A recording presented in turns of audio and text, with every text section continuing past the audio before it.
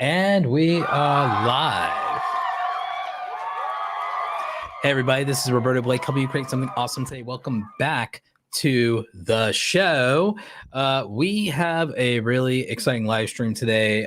Some of you might not find it that exciting, but we're going to talk about how to stand out on YouTube. We're going to talk about how to build your audience more or less starting from zero. And we're going to talk about what it really takes to find your audience, find your voice. You hear me talk about a term all the time called TAM, total addressable market. So that also determines the cap of how many people you actually can reach. And unlike what most people think that the quality of their videos, speaking of quality, I'm going to improve the lighting a little bit here. Just going to bump that up just a little bit. There we go. A lot of people think the quality of their videos decide their views. Actually, the quality of your videos don't decide your views. The perception of value. Everybody take notes here. Take notes. Get your handy dandy notebook out. The perception of the value of your videos determines your views, along with the size of the market of people available that value that thing, what we call the total addressable market. Give you a really easy primary example of this. Let's say there is a video game that has no marketing, no buzz, people haven't heard about it. Does that video game have a larger total addressable market, or does an established video game typically? We're not talking about outliers like Pal World, mind you. But again, what has a, or let's use two video games that do have franchises. What has a larger total addressable market? Armored Core or Pokemon? It's obviously going to be Pokemon. More people have heard of and have played Pokemon than have played Armored Core. Let's be real. So if you want to grow a channel to 1 million subscribers and you're like, gee, I'm passionate about two video games. I'm passionate about Armored Core. And I'm passionate about Pokemon. Obviously, the channel that has the highest potential for views and subscribers is Pokemon versus Armored Core. So that's just one example.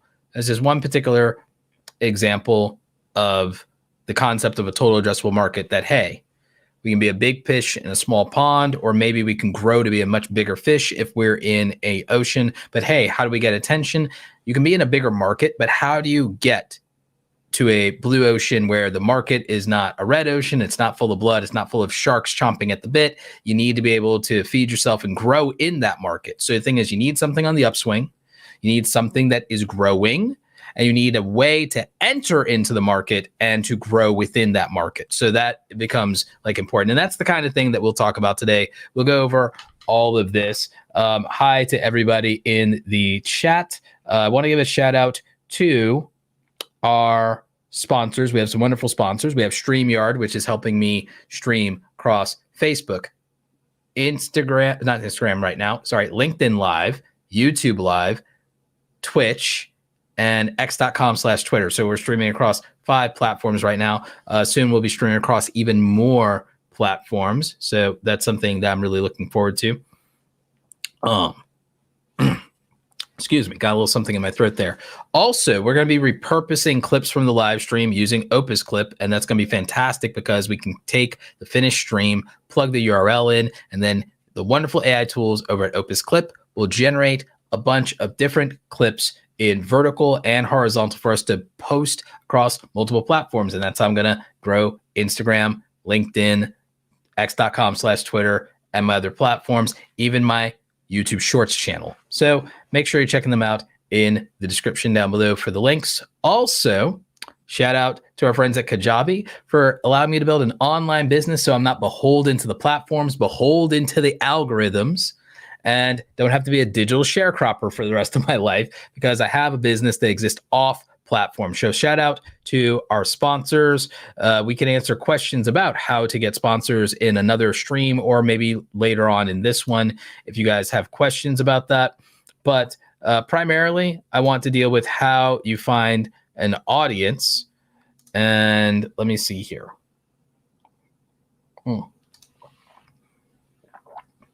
One of the ways that you find an audience is you have to understand who your audience is. So we have an audience and customer avatar. This is something I teach in the Awesome Creator Academy Pro group called the Deeper Framework. And you can see what Deeper stands for here. demographics, experiences, expectations, preferences, engagement, and then of course we revisions. We revise everything to match those expectations, preferences, and experiences. So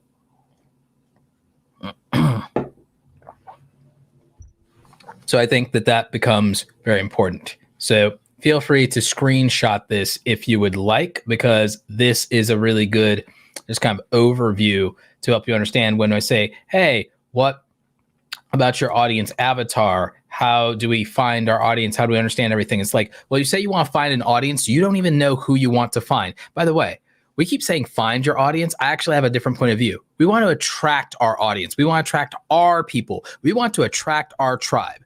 See, the problem with a lot of people is they want to find their audience and they're willing to do all kinds of random, unintentional nonsense because they'll take attention from just anybody. So they want randoms to give them attention. That's not what we want. We want to only attract our tribe. And shout out to Chelsea from the Pro Group. Thanks, Chelsea. Appreciate you. I'm glad this has helped you so much and worked out for you. But here's the thing.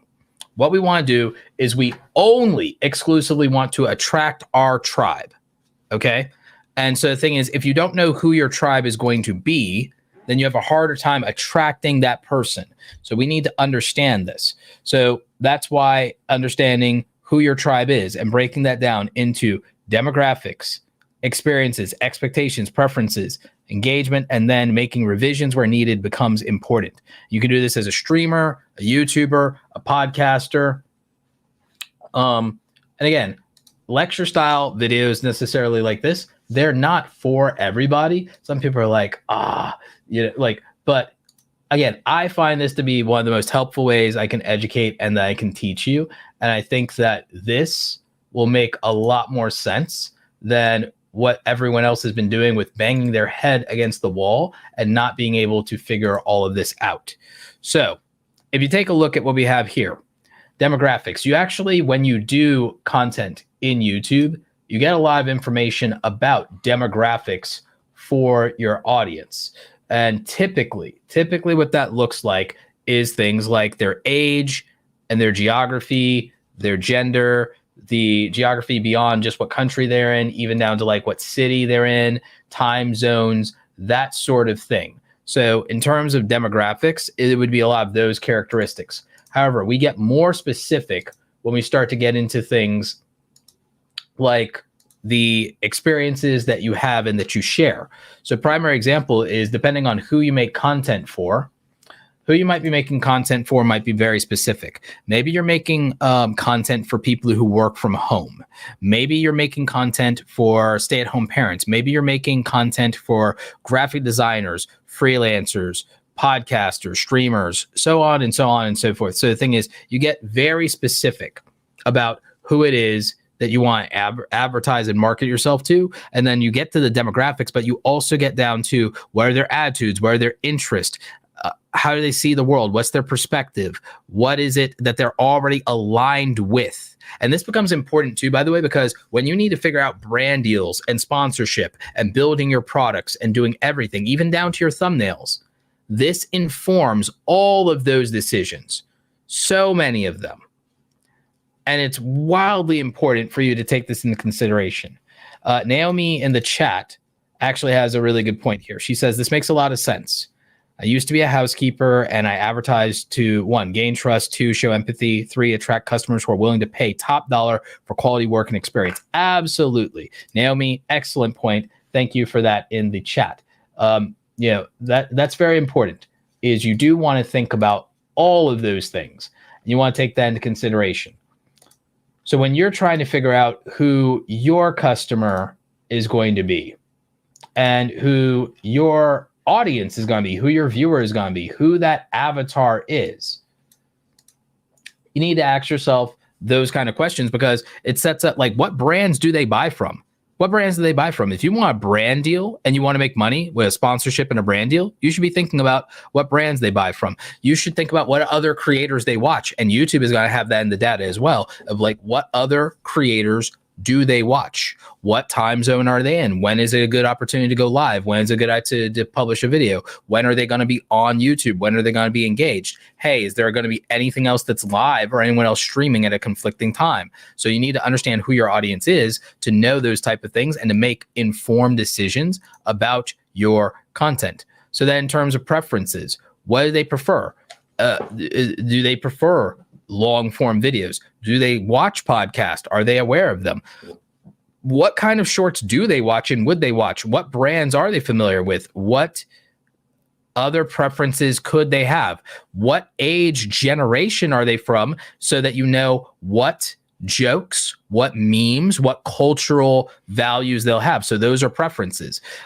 That's why things like back in my day resonates with you guys, because we're mostly over 30 in this community. This community is mostly people over 30, certainly people over 25. So the whole back in my day, we did this, back in my day, or like, get off my lawn. Back in my day, we walked 15 miles in the snow. Like that humor that I do when I do that voice, that resonates with a lot of you because we share a lot of demographics in common. We share culture in common. We share generational humor and jokes in common, and so on and so forth. Same thing with me doing Star Wars jokes and me doing the Emperor voice, like execute Order 66, you know, like that kind of thing. Your feeble skills are no match for the powers of the YouTube algorithm. And now, young creator, your channel will die. And so, yeah. So when I do Emperor Palpatine voice, you get it because a lot of us are nerds and a lot of us are older and we get it. And, you know, you guys know how much I love Star Wars. So when you think about demographics, when you think about experiences, when you think about expectations, when you think about preferences, when you think about engagement and so on and so forth, and when you're refining all of this, it makes perfect sense. And that's how you're going to understand your audience avatar. That's going to dictate alignment for things like brand deals. It's going to dictate things that you do in terms of branding, color schemes, how you design your logo, how you script your content, how you do your jokes, so on and so forth. So that's why we call this the deeper framework. So you can go deeper in understanding your audience and building out that avatar and that identity. So that's one of the things that's going to allow us to stand out. We're going to stand out when we understand our audience better than anyone. We know exactly how to attract our tribe and we know how to set up our vibe. And so that's something that I teach. So the goal here is you don't want to attract random people. You want to attract your tribe. You only want to attract the specific people that you want to vibe with. That's how it is. So we're not trying to get randos out here.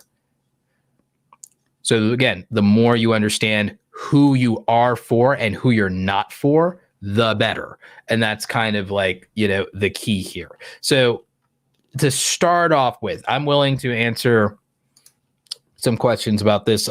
E. Steven says, what about movie review channels? How could someone be different than other movie review channels? Well, for one thing, if you make your own rating system and you have your own criteria, that's something that they can only get from you, right? So if you do that, then that's one thing. If you're also in your movie reviews, I mean, think about it. There's a lot of people who do movie and TV show reviews. Let's use Channel Awesome and let's use Doug from the Nostalgia Critic. Hello, I'm the Nostalgia Critic. I remember it, so you don't have to. What they do with the Nostalgia Critic? The Nostalgia Critic, as a show that talks about movies, television, franchise, one, they specifically go with older things that we all remember generationally. So that's one different thing. They don't have to keep up with the Joneses and be on top of the newest thing.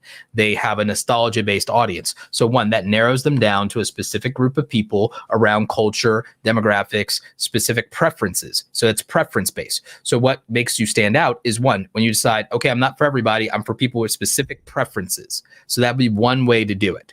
Okay. The other thing is your brand, your aesthetics, and your gimmicks. The Nostalgia Critic plays on nostalgia. They build characters. They build comedy, humor, skits, segments, inside jokes, things the audience expects. And so that makes it an entertaining show. Now, there's other ways to approach that. You have other things like Dead Meat, for example, that does horror films, and they specifically focus on reviewing the body counts in the horror film franchises that they're talking about. So that's completely different. And so that's a completely different way of going about it. CinemaSins came up with literally CinemaSins, Everything Wrong With, their series where they sit there and they do criticism of everything that they don't like or that they find wrong with a movie. So the thing is, you literally, if you all you offer is a movie review, you're not offering additional value. So the thing is, you find a way to add value in a way that someone else isn't. And what you would do to add unique value is why I talk about Ikigai, and why I talk about the concept of here of let's do something where we look at our passions and then our unique abilities, our unique skills. We take our passions and we take our unique skills.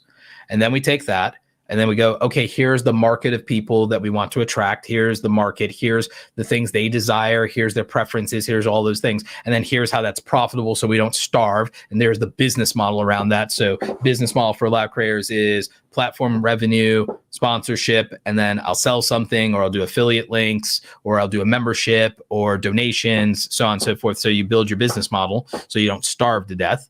You identify the audience, and we go deep on that. We build out that avatar, but you also have to have some self-awareness. What is it I'm passionate about that I'm also good at that adds value to those people? And why will they pay for things? So if you're sometimes asking, like, how do I set myself apart or different? The thing is, if you don't know the answer to that, it means you probably don't have the self-awareness yet around any unique skills and how they relate to the thing that you're doing. So you have to have unique skills, but they also have to relate to the thing that you're doing in some meaningful way. And that's called actually, to some degree, and this is no criticism to anyone, that's where actual creativity comes in. A lot of people think they're more creative than they are, and they haven't used the creative process and creative critical thinking to say, here is how my passion, unique skills, and abilities add a twist to a niche. A primary example would be MatPat from The Game Theorist. MatPat from The Game Theorist was able to take the theatricality of a passion he had, the acting and theater nerd kid in him, along with the nerd in him that likes data and math and calculations and things like that. And so his over-analytical nature has some value. And he was like, okay, I'm not going to get a job as a statistician, even though that was my degree. But he took the skill set of that. And then he took his passion. So he took the skills of a researcher and a statistician. And then he took the passion of being a theater nerd, and he combined those two things. So it's like, okay, I have analytical skills and theatricality. I put them in a blender and I get something wonderful called Game Theorist at that. So he took his passion for video games, his passion for theater, his passion for data and research. He put those things in a blender, and out came this wonderful creative idea called game theory, as a show on the Game Theorist YouTube channel that now has well over 10 million subscribers. And then that spawned the franchise of film theory, food theory, and fashion theory. And so now they have the Theorist Media Network and family of brands. And now he and his wife can retire into the sunset with their 2 kids. So like that's the story and origins of MatPat. That's some internet history there.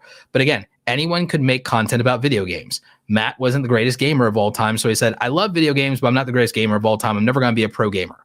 Okay, I love video games, but everybody does reviews. They are all the same, so that's out. I'm not going to do Let's Play content. That's out. Not good enough to do that, not entertaining enough in that particular thing. Okay, so what can I do? He thought about storytelling content. He came up with something, and then also, what tangible skills did he bring to the table with that? He brought the tangible skills of not putting himself on camera, but using his Photoshop and editing skills and very light animation skills, along with script writing and research and so on and so forth. And he took those practical hard skills along with his other soft skills and got something wonderful out of it. So when people are struggling with this, and this is no shade to anybody, you have to consider that you might not be as creative as you believe yourself to be if you're not, and it might be partly critical thinking and self-awareness to not say, here are my passions and skills. Here's where they intersect and overlap. Here's a unique opportunity they create. Here's a market of people that will find that interesting, fascinating, and be surprised and delighted by that. And finally, here's how I'm going to monetize that so I don't starve to death and so that the bill collectors don't come for me. And so how do you stand out? That's how you're going to do it. You're going to find a unique way to add value to something using specific skills you have and things that you're passionate about that can give you an edge. And I gave you examples in your niche of people who have done it, like Nostalgia Critic, for example, or the Dead Meat channel. You have things like Bloodbath and Beyond. They've successfully stood out by offering something that other people don't. And of course, CinemaSins. So there you go. Are there super creative ways to do a faceless channel, highly creative image, slide, and amazing script? This is asked by ToneMine. Of course there are. People are doing faceless channels creatively all the time. Dodford, Magnates Media, How Money Works, just to name a few. Wendover Productions, James Johnny before he started showing his face. There's all kinds of ways to do primarily faceless channels. Company Man is another one. So, and I really like a lot of these. There are all kinds of ways. The thing is, you have to be actually interesting. Now, again, people who work with me one-on-one, I can give you a whole idea for the people who work on me one-on-one and do the whole content strategy with you, even come up with some of the bloody titles for the videos for you and everything like that. But I think I give away enough free value on the channel, the live streams, and the Twitter to not just tell you, here's a faceless channel that'll get 100,000 subscribers or whatever. That's something that someone would pay me for. And then also, if I just tell you right here in the public, someone else with more skill is going to beat you to the market on, even if I gave you an idea for a faceless channel. The thing is, if you're also struggling for an idea for a faceless channel, you're probably not passionate enough about something to where you really want to figure out how to make it work. Because again, if you don't even have an idea and you're like, I just want to be a content creator and I don't know what to make, well, you're not ready to be a content creator. I hate to break it to you in that case. And that's not just for ToneMine. That's for anybody. Anybody who's like, I don't know what I should be making content about. You need to think about it more, and you might not be ready to be a creator because you have to know that you're passionate enough about something to do it consistently and to make 100 videos even when nobody's watching. A lot of you give up and fail, and the reason that 90% of content creators never get to 10,000 subscribers.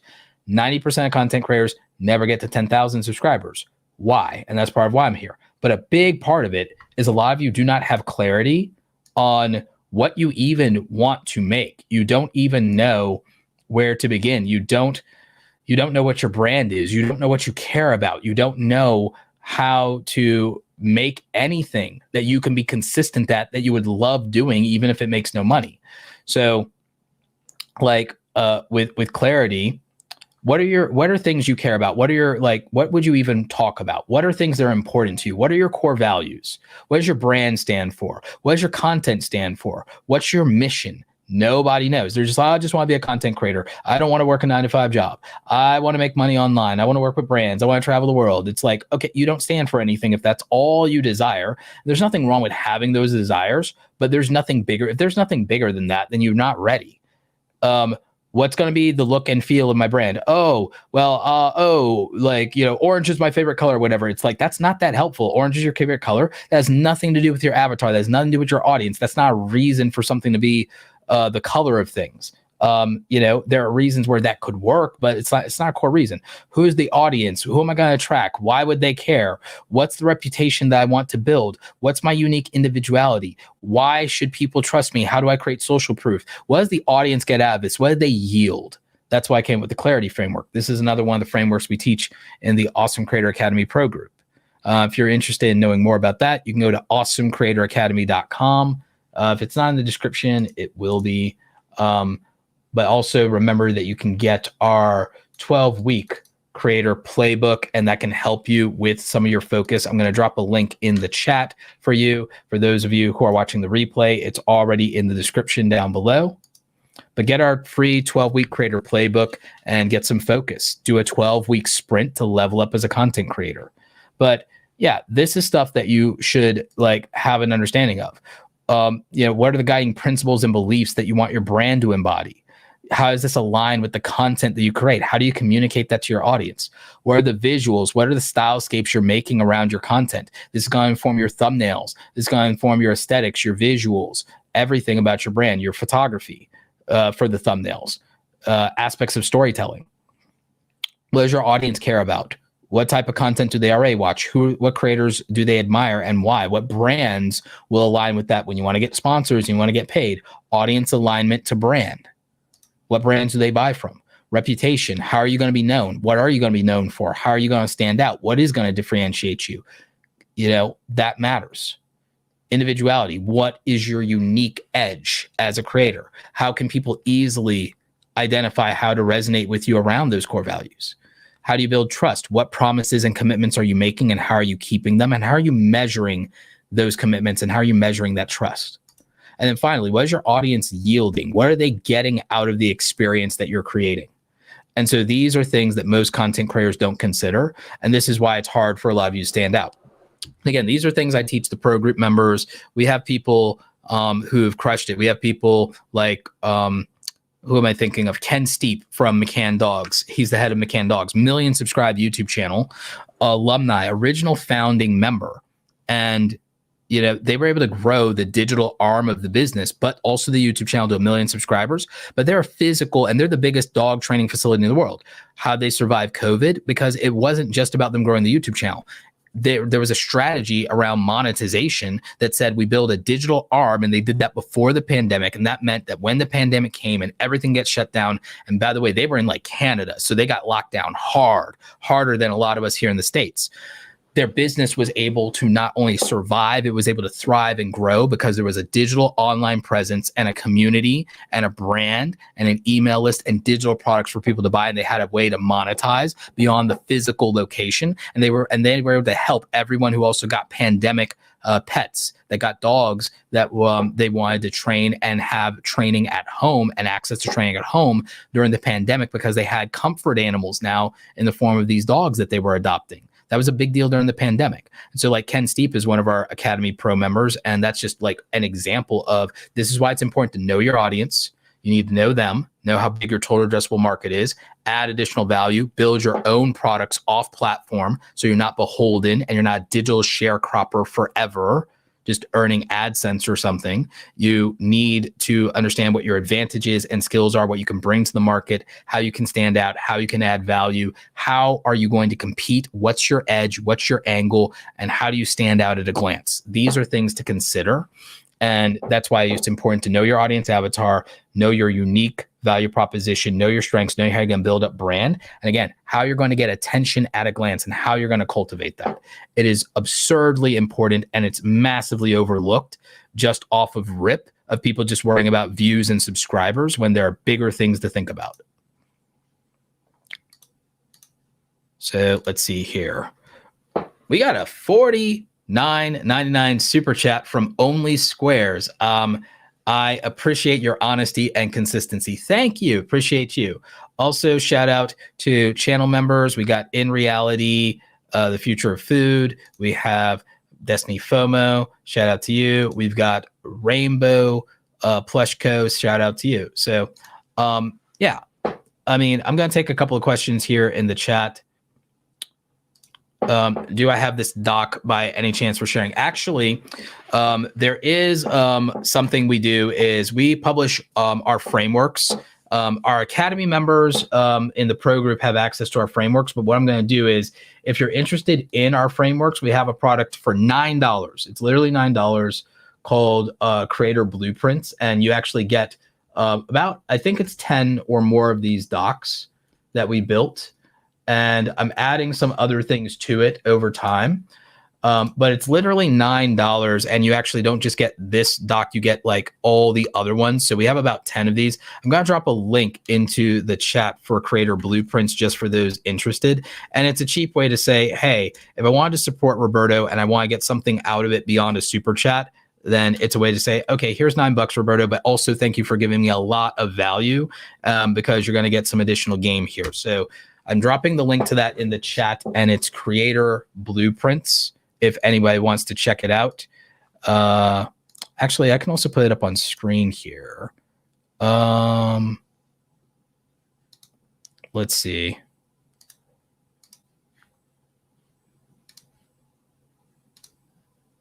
Yep, let me put it up on screen for you. Allow Creator Blueprints. Yeah. So if you go and you check that out over at awesomecreatoracademy.com/blueprints, We talk about the importance of having systems. I'll show you some of the ones here because, again, these will help you stand out. We'll actually go over the thumbnail one because the thumbnail one is really one you guys need to stand out at a glance, and it's important. So we have the vibes framework. We have a storytelling framework. We have the clarity framework. And so basically I have a dozen of these that you can check out. $9.99. So, thanks for the question. And this will help you out if you're also just very confused about where to start. Also, remember, we have our free 12-week playbook, and that can help a lot of you with a 12-week sprint to get some clarity and to improve your content. So just want to let you know that stuff exists for you. So I've linked it up. Some of that should be in the description of the video and also should be in the chat for you, for those of you watching live. Let's see, get creator blueprints. Yeah, it's just $9.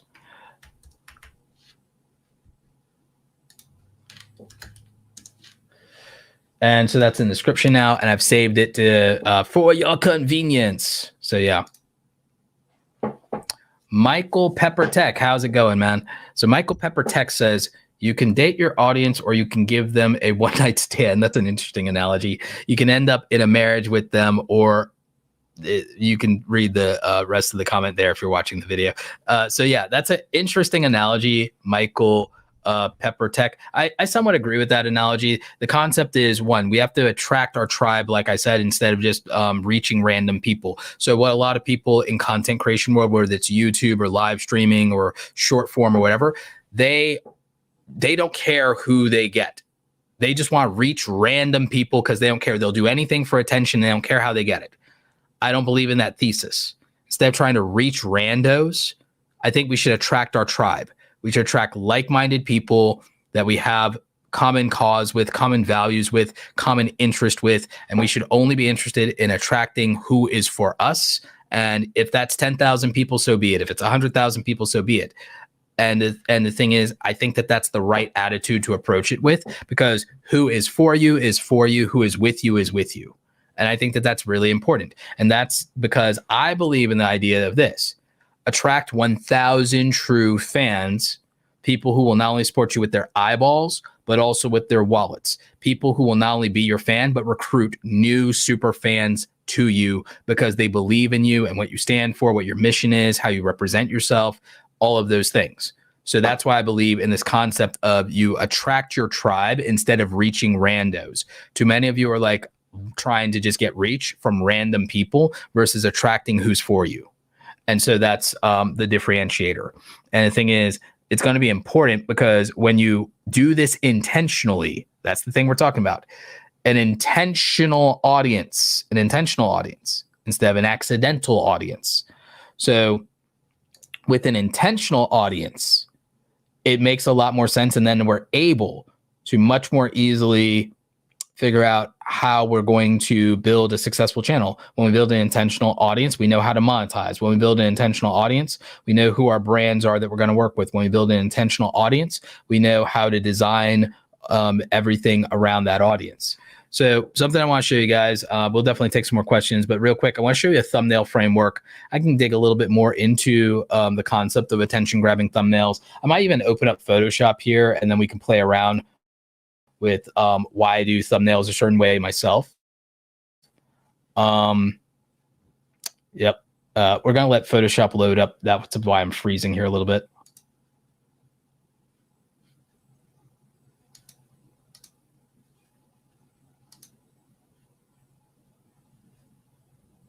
All right. So yeah, and there's I added later a fifth layer to the vibe framework, which is S, which I'll talk about the S in vibes, because before I had it as vibe, now it's vibes because we added one more element to it. And I'll talk to you about that extra element in a little bit. It's the extra secret sauce, honestly. But vibe is this visually appealing, bold, standing out, contrast, informative through storytelling, eye-catching elements. So that's the vibes framework for thumbnails. So visually appealing. I'll actually use, I'm going to open this up in Photoshop and then I'll show you kind of like what I'm talking about. and I'll show you. This is a thumbnail of mine that's going to get probably 100,000 this year, but right now it's at about 40,000. I'll show you a thumbnail, and then I'll show you other examples, and we might play with some stuff, but let's see here. Adobe stock. Wait a minute. Select window or screen. Here it is. Photoshop. There we go. Okay, so in Photoshop, I'm gonna kind of walk you through an example of something. So in the Vibes framework, the S stands for social proof. So V is for visually appealing. So what makes this visually appealing right off the bat is a couple of different things. It's visually balanced, for one thing. Like if we look at this, it's visually balanced. And what do we mean by that? I mean, when I pull this up, and if I put rulers on a grid and I do this kind of at a glance rule of thirds style. Let me get rid of the grid, but I'll bring back the rulers. But I do this basically rule of third style for you. It's visually balanced. Look at the grid. It's visually balanced. What is it? Thanos says, perfectly balanced as all things should be. So if you look at rule of thirds here, and we just kind of are eyeballing this rule of thirds. We're just kind of eyeballing this. But if we look at this, and that's pretty close. If we look at this in terms of the rule of thirds, you can see that it's visually balanced in terms of where the elements and focus lie. So that is part of what makes it visually and aesthetically appealing. The other thing that makes it visually appealing is my eyes are in focus and are tack sharp. I, as the subject, am in focus and are tack sharp. Here's another aspect of it. Depth. Foreground with elements like this. Foreground. Middle ground with me as the subject. Background with interesting colors, separation, and depth. So depth also makes it visually interesting. Okay. So informs with storytelling. 0 subscribers, do this. Arrow. That's informing through storytelling. It's telling a story. You have 0 subscribers. You want a silver play button. Do this. So it's very literal and it's very specific and it's informing with storytelling. It has boldness and contrast. The contrast is also the visual colors. Red and blue are contrasting colors. Red and blue are also high on visual acuity. Stop signs are red with white text. The signs for the rest stop on the highway are blue. You're driving 70 miles an hour. Think about it. These are important colors. What are the colors that are on the highway? Green signs, white text for your exits, and yellow with black imagery for caution signs, red and white for stop. And then for your rest stops, it's blue with white. In terms of the fact that we literally can see those when we're driving 70 miles per hour, and that the government had to make those things accessible to where even if you're colorblind, you can differentiate them. That's our contrast and our visual acuity and boldness. So that's where B is boldness and contrast, and that's important. That's why, okay, blue background, white text, white and red elements. The contrast, red and blue.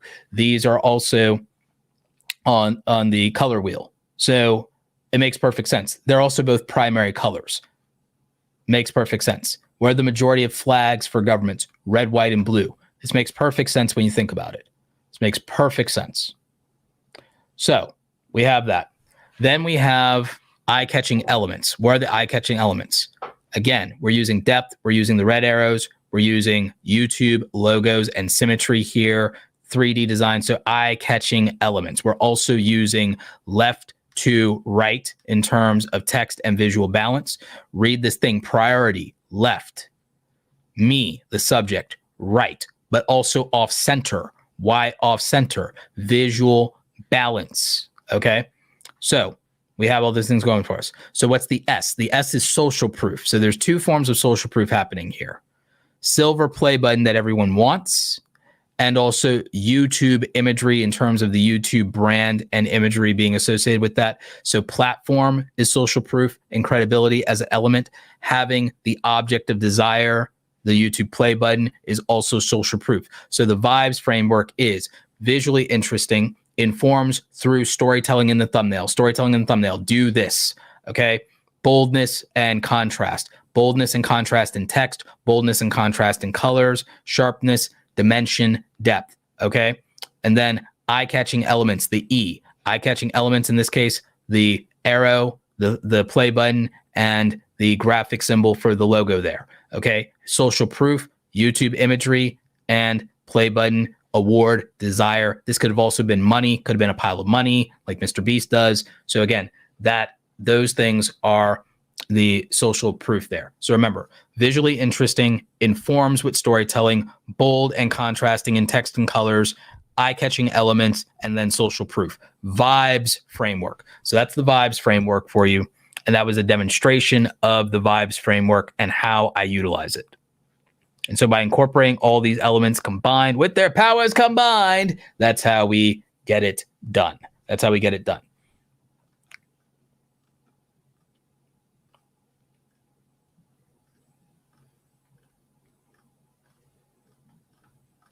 So yeah, I'm catching up on the chat here.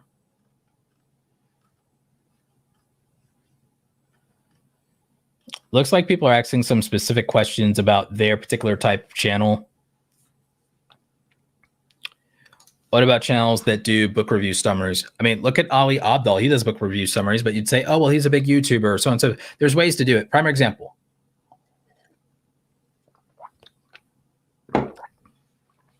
Something I would do if I was trying to do book reviews is I'd consider doing 60-minute book summaries. I do 60-second book summaries. So I do 60-second book summaries so that I'm in the YouTube Shorts algorithm. People scroll. And so Mind of Saji, I would do 60-second book summaries. So that's kind of as fast as possible. And then the thing is, for people who then care a lot more about the books, you did a 60-second book summary. Then I would also do another version of now, and I do something more extreme. See, this is a weird concept, and it's gonna freak people out a little bit. But here's what I do. Here's the weird concept that I would do as the most unique book summaries channel. I do a 60-second book review, a 6-minute book review, and then a 60-minute book review.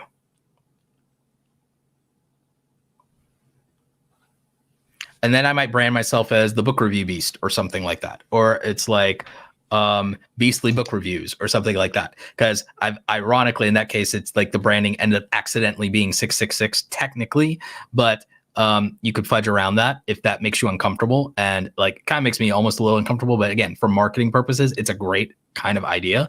But even if you didn't do the beastly book reviews or whatever, and then make a logo and a brand and a thing out of that, which you could even go so far and so weird with beastly book reviews. Is like you could dress up in a Sasquatch costume and do the reviews if you wanted to take it far enough.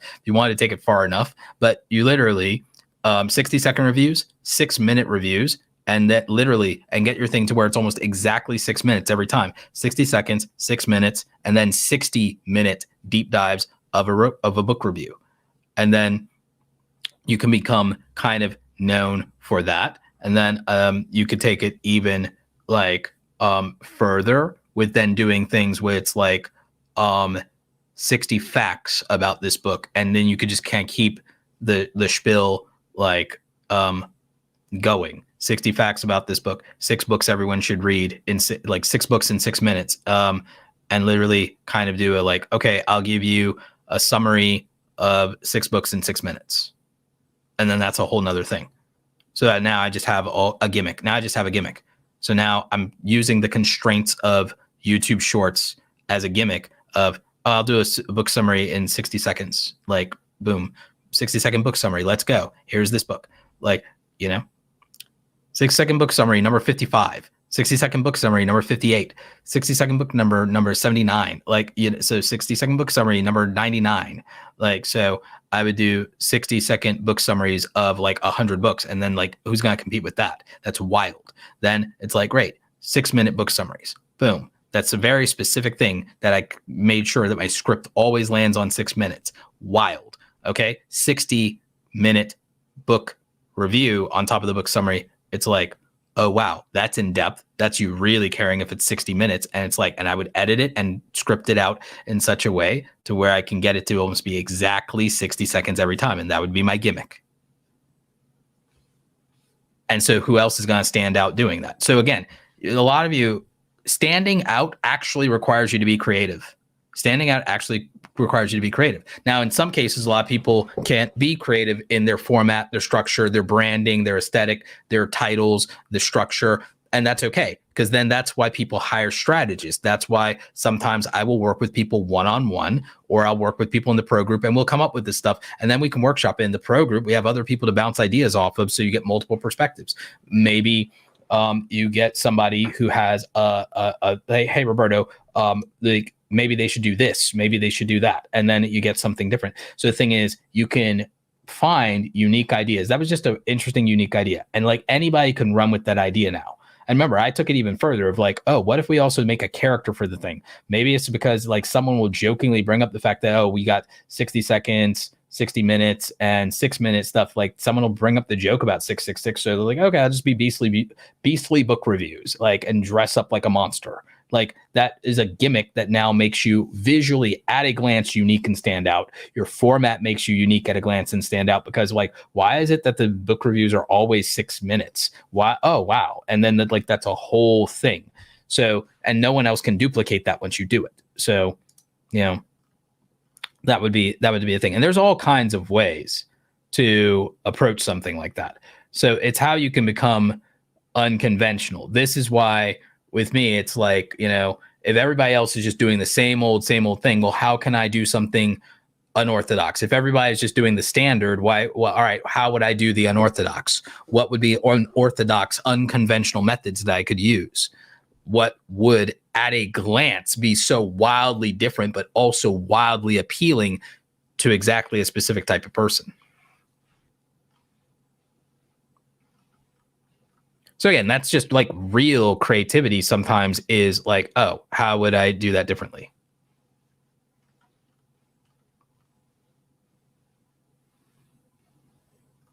Let's see.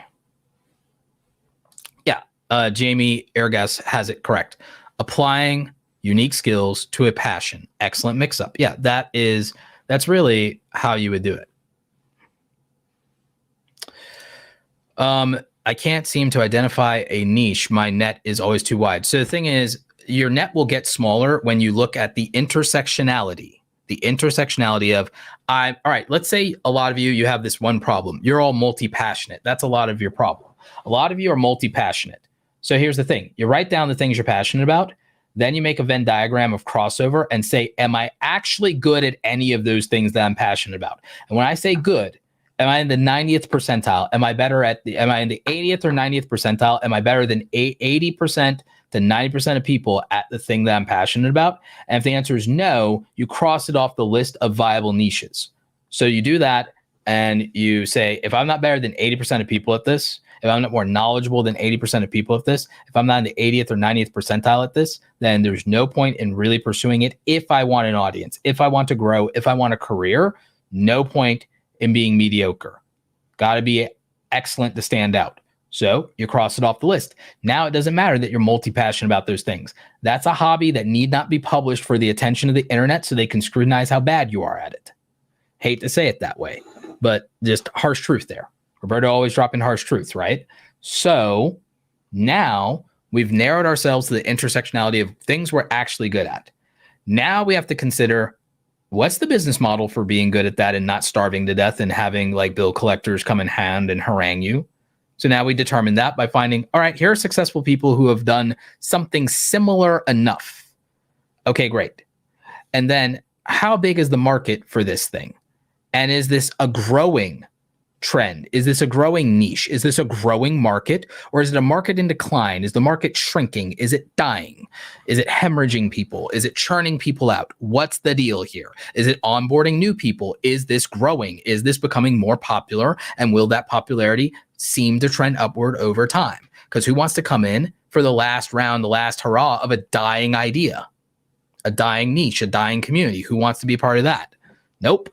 Okay. So let's make sure this thing is alive and well. Let's go into a niche that's alive and well, that we're also passionate enough about to be consistent at, and good enough with still room for improvement to where we're not going to be mediocre at it. Because what's the point of showing up mediocre?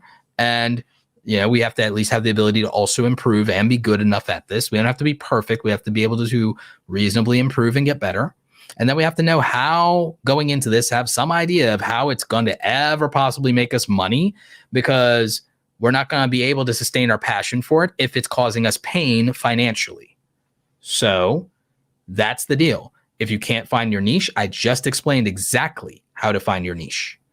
You narrow it down to that. And that's what you have to do to be successful. That's what you have to do. And the riches are in the niches, as they say. So here's the other the other caveat to this.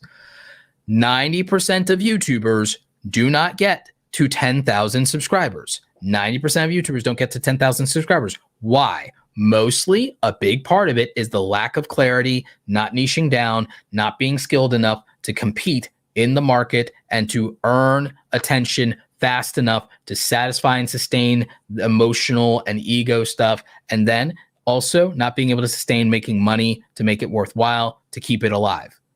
And so those are all the reasons that 90% of people don't get to 10,000 subscribers. It's not algorithm. It's not luck. It's literally circumstance. And circumstance isn't luck.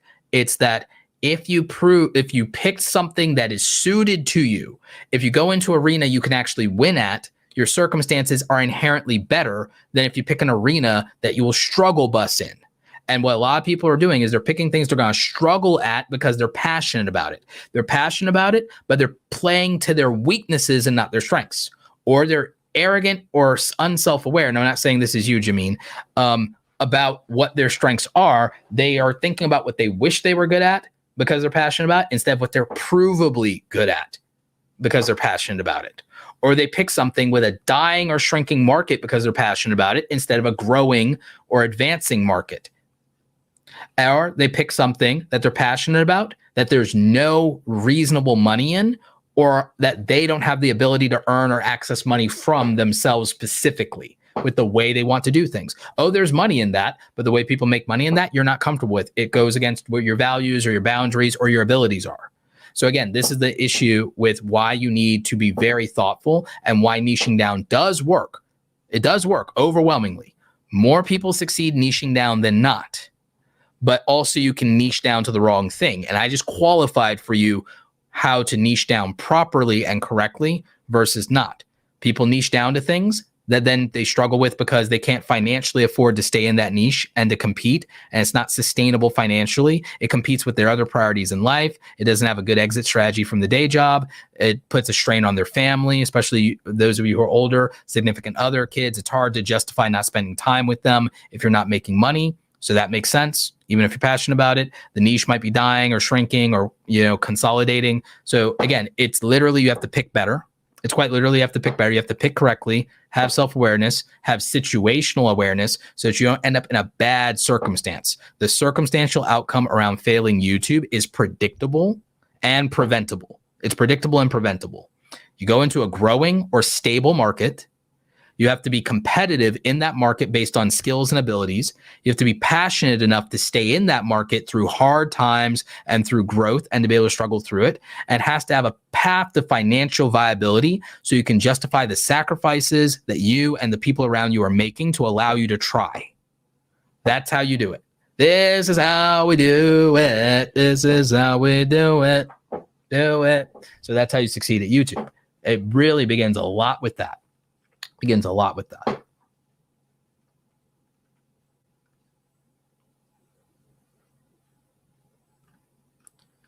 Let's see. Yep, I try to tell you the truth that you need to hear. Absolutely. Nard Villain, how you doing, buddy? Nard Villain is a Sims channel. He does the Sims. I think we're on Sims 4 or 5 or something like that.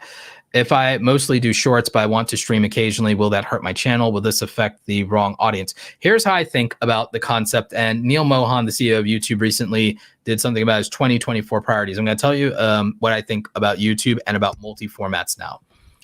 The thing is, when people think of something hurting their channel, they're thinking about it and what's happening to the content they wish would perform. And the thing is, you cannot look at your YouTube channel or success or failure based on what you wish would perform. Okay? There's just how the market responds to things. And the thing is, something isn't fully a failure.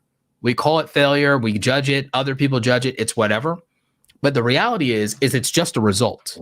If you take the emotion out of it, it's just a result that you produced. It's not a failure, it's a result that you produced. And the thing is, because you're not satisfied and you didn't get what you want out of that result, you're now judging it and calling it a failure because you're only attaching an emotion to it. Now, there's realistic metrics of what we want and why we want it, and that's okay. And I'm being logical, I'm not being fluffy here, but I want you to think about it. It's about what you're optimizing for. If a video gets 10,000 views, you might wish for 100,000 instead. But would you rather a video like a YouTube short, for example, would you rather get 100,000 on YouTube short and make $10? Or would you rather have a 10,000 view video and make $100? Depends on what you value. If you value dollars, you want the 10,000 view video. If you value dopamine, you want the 100,000 view short. Think about it. One of the difference between short form and long form is a matter of, do you value dollars or do you value dopamine? Shorts doesn't produce dollars, but it absolutely produces dopamine and validates you if it performs and it gets views. So it's a choice now. Do you want $10 and 100,000 views? Or do you want $100 and will you take 10,000 views on a regular long form video? That's a question. What if I up the ante? You can have $100 and you can have 1 million views short and you only get $100. Or you can get $1,000 from a 100,000 view long form video. Well, in that case, that becomes easier for people to parse because their ego is still satisfied by the 100,000 views, and that's dopamine. So again, that's a matter of scale, but it's a competition between dopamine and dollars. And success on these platforms is a matter of what are you leveraged by, dopamine or dollars. A lot of people will go out of their way to come up with they'll try to rationalize the emotional desire for dopamine. And most people say, but Roberto, I want both. Why can't I have both? It is very hard to serve two masters. It is very difficult to serve two masters. Some people get away with it. Most people do not. It is very difficult to serve two masters. And so you must choose. So yeah. So that's a whole thing. In your case, Nard Villain, I'll tell you part of my thesis around multi-format YouTube channels. You should be doing every format in your case, Nard Villain, as a Sims creator. It makes no sense for you not to. You should be doing the thing I told you about where you do, 49 secret hacks for doing this in the Sims, 117 things to know about Sims 4, whatever. You should be doing those big dump videos that are edited and doing that. You should also do very short videos for Sims. And then you should do live streams to bond with your community, because what you do is shorts is people that are loyal to the platform and are just going to scroll through the platform. They're scrolling through the platform. They don't even remember who the creator is most of the time. Then you have regular videos, and those people are loyal to the subject matter. They'll care about the game itself or whatever. And then the live stream audience is loyal to the creator. The live stream audience and the people who watch the replays of the live stream, they're loyal to the creator. The people who watch video uploads are loyal to the topic and subject matter. And the people who watch shorts are just looking for any mindless entertainment that will give them a quick dopamine hit. So that's the difference in each of these things. You should also then acknowledge that they're all different audiences. The overlap will be minimal. We need to stop wishing and trying. I want to convert my shorts audience to long form. My answer to that is no. Double down on the shorts audience and give them more shorts. Related content links, don't link from a short form to a long form video and say, oh, that's going to thing, because then you're going to tank your watch time. You're going to tank your retention time, because you took someone who is conditioned to only watch things 15 to 30 seconds at a time, and you try to take them into a 10-minute video. It's not going to work out for you. That's like taking a vegan consumer into a barbecue joint. Why would you do that? Why would you take a vegan into a barbecue joint? It makes no sense. They know what they wanted. Don't try to convince them otherwise. They know what they wanted. They know what they were there for. So supply and demand. If they're demanding short form, feed them only short form, link from a short form video, take them out of the random shorts feed into the rabbit hole of watching one more short from you and one more short from you and one more short for you. And then you can get 5 or 10 minutes of watch time out of them by taking them on a rabbit hole of 10 shorts that they like and daisy chain them. And it's like you got them onto a regular video without having to do it and having to edit your regular videos all wild. And then build a regular video audience that's going to care about the subject matter. And those people, they have a better chance of becoming long form live stream viewers per se, live stream viewers. Those people, long form to live stream, not as difficult to pipeline, but short form to long form, it's a chasm. So don't worry about it. Here's the good news. Here's the good news though.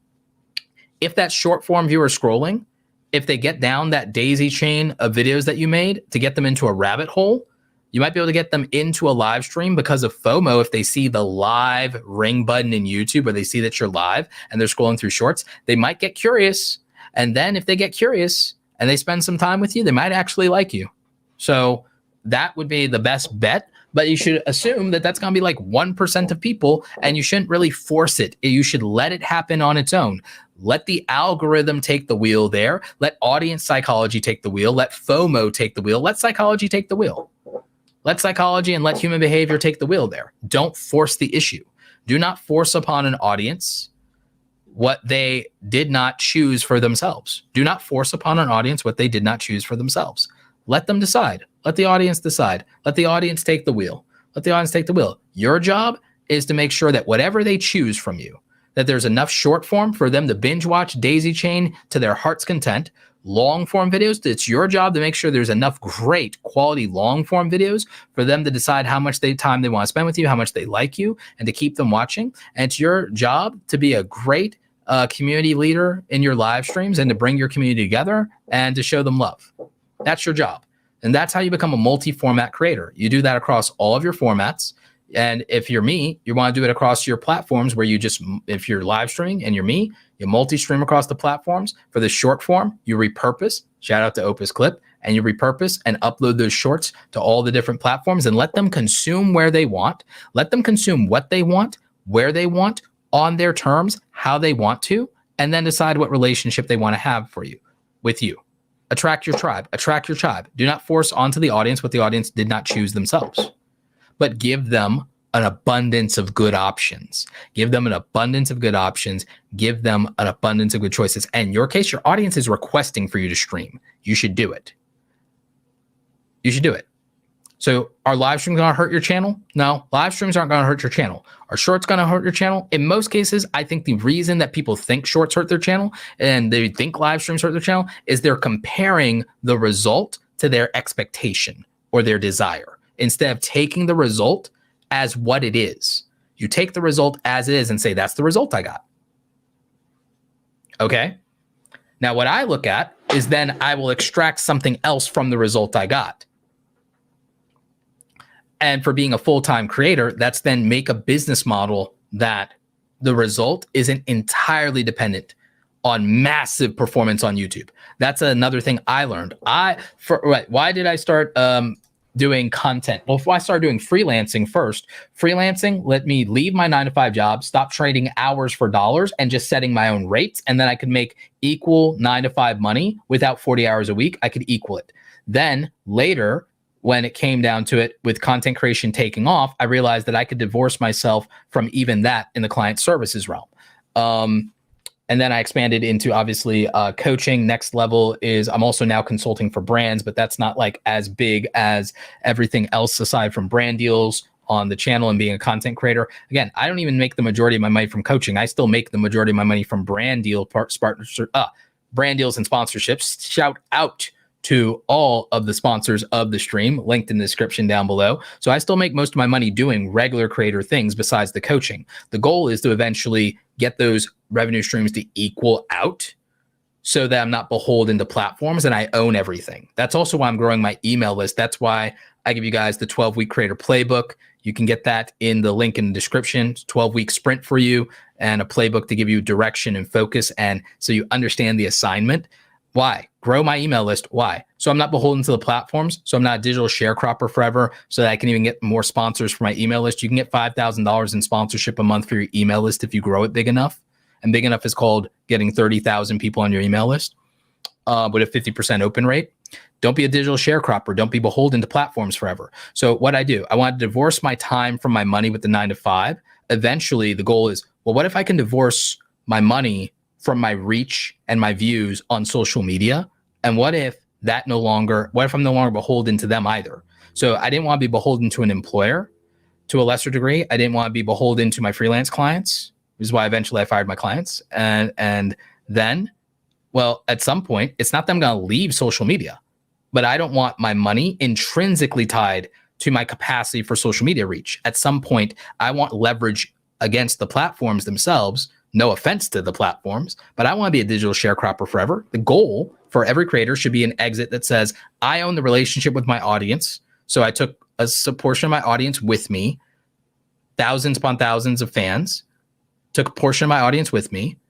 Now I own the relationship to the audience. Sponsors will now want to access my audience through my own platform and email list. So now the algorithm is no longer, in a way, I'm no longer beholden to the algorithm. If you want to divorce yourself from a 9 to 5 clock, the next step is then divorce yourself from the algorithms too. And then you're not beholden. And then you have real freedom. Then you have real freedom because then you have leverage, you have real power. And so the power is the relationships that you own. If you be a digital sharecropper forever, you own nothing. You'll own nothing and be happy. So and there are a lot of people who own nothing and are happy to do it with social media. So, that's something you just really need to be aware of. And that's why I expose my plan to you guys long-term so that you understand the direction. And so I think it can certainly help a lot of you to think long-term. Now, there are some niches where that's going to be easier than others. Don't get me wrong. And for those of you who are entertainers, your exit strategy might be different. I actually have an exit strategy for entertainers when it's time for them to leave social media being their priority. Maybe they want to start a family. I have a plan for entertainers to exit too. And yes, Jameen, what I become known for changes over the years on purpose. It evolves. And my evolution has been me building in public for over a decade. It's always been an evolution, and it will be. I already know what that evolution looks like. The evolution of this looks like, again, from corporate employee to content creator to coach for creators to consultant for brands to capital allocator for the creator economy. That's my evolution over the decades. When I'm in my late 40s and in my 50s, I will probably most likely be a capital allocator, meaning I'll be an angel investor that invests in creator startups, like when somebody makes the next Mr. Beast burger or the next Chamberlain coffee or the next Prime energy drink, whatever.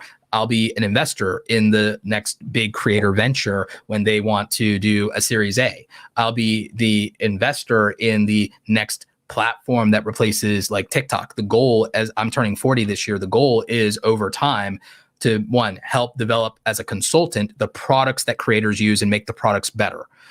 Make sure that people are using AI ethically and responsibly. Be a consultant for these companies.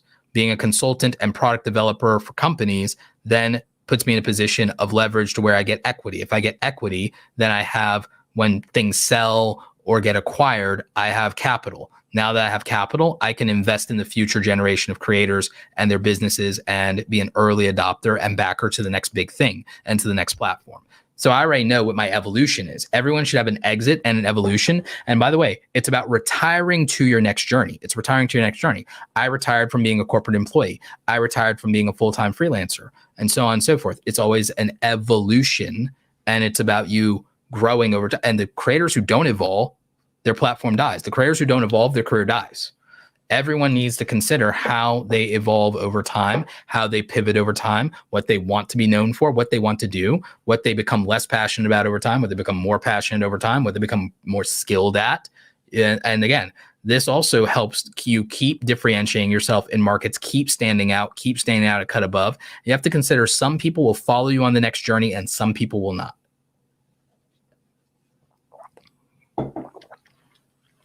So Wendy from Unconventionally Diabetic Podcast says, one of her many channels, says, as a certified personal trainer and health coach, should you prioritize a food blog over YouTube, or is that silly?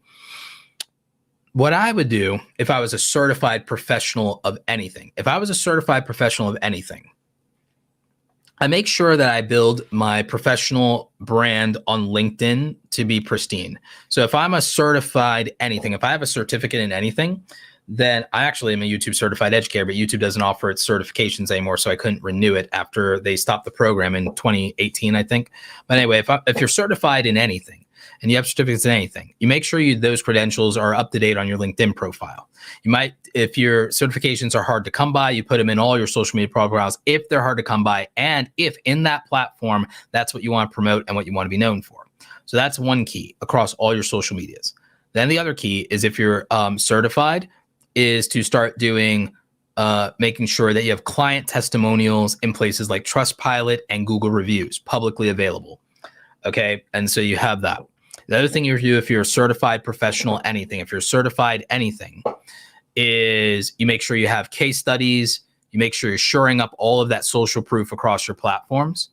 And if you're certified at something, I say, consider whether your goal is now to be an influencer or a thought leader. If you're a certified professional, you're going to go the thought leader route. So if you're going the thought leader route, the hierarchy would probably be considering how you do YouTube/podcasting maybe. And then you also take and repurpose your authoritative thought leadership content into other formats. Instead of a blog that's on your own website, unless it makes sense, maybe your stuff and your blog is done in such a way that it's appropriate for it to be content on LinkedIn, where it can be backed by your credentials in your profile a lot more easily, and where there's built-in traffic and discoverability. If you're personal certified anything, your priority is also to make sure that everything you're doing on social media funnels back up to your own email list, because you need to make sure you're going offer, lead, sales, as Alex Hormozi would say. So your goal here is to drive traffic to your own thing, get leads from that, convert those into transactions called sales. So, I don't think a food blog, if you're a health coach or something like that, it's like, I don't think that's the value proposition. And I think that that's more that you're considering a food blog because you're passionate about it. But I don't think it practically makes sense for the goal of, I want to demonstrate value through my offers. I want to acquire leads. I want to generate sales. So I don't feel like it's part of the business pipeline.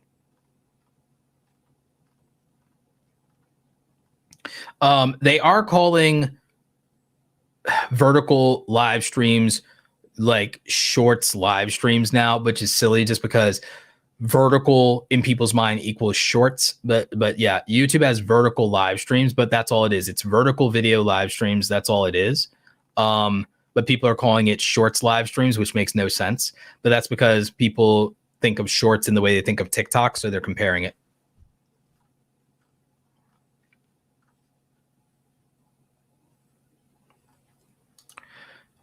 Purple Blue 108 asked this question. Can you get an agent for your content creation career on YouTube? It's not that you'd get an agent unless you're thinking talent agent, but mostly what you'd get is what's called usually a manager or a talent manager. And that can be dicey.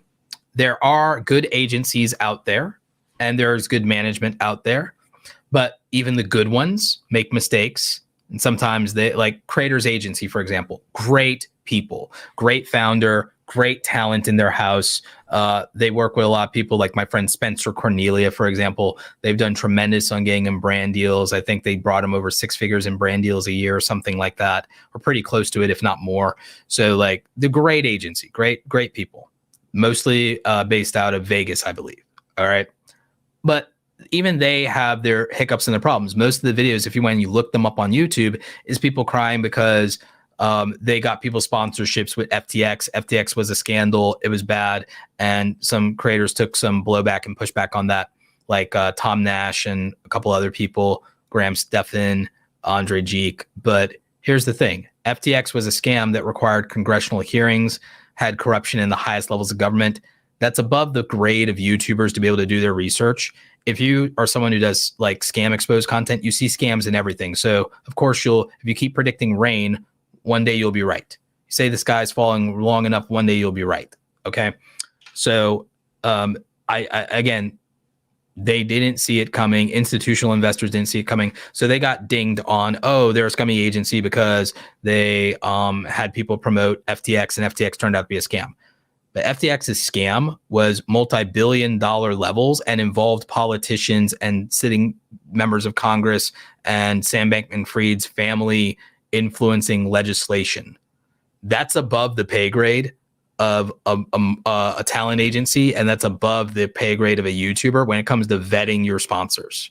So, and that's just one example of, again, a great company that made a mistake once, so everyone thinks that they're shady. So even if I recommended them, people would say, oh, you're a scumbag, right?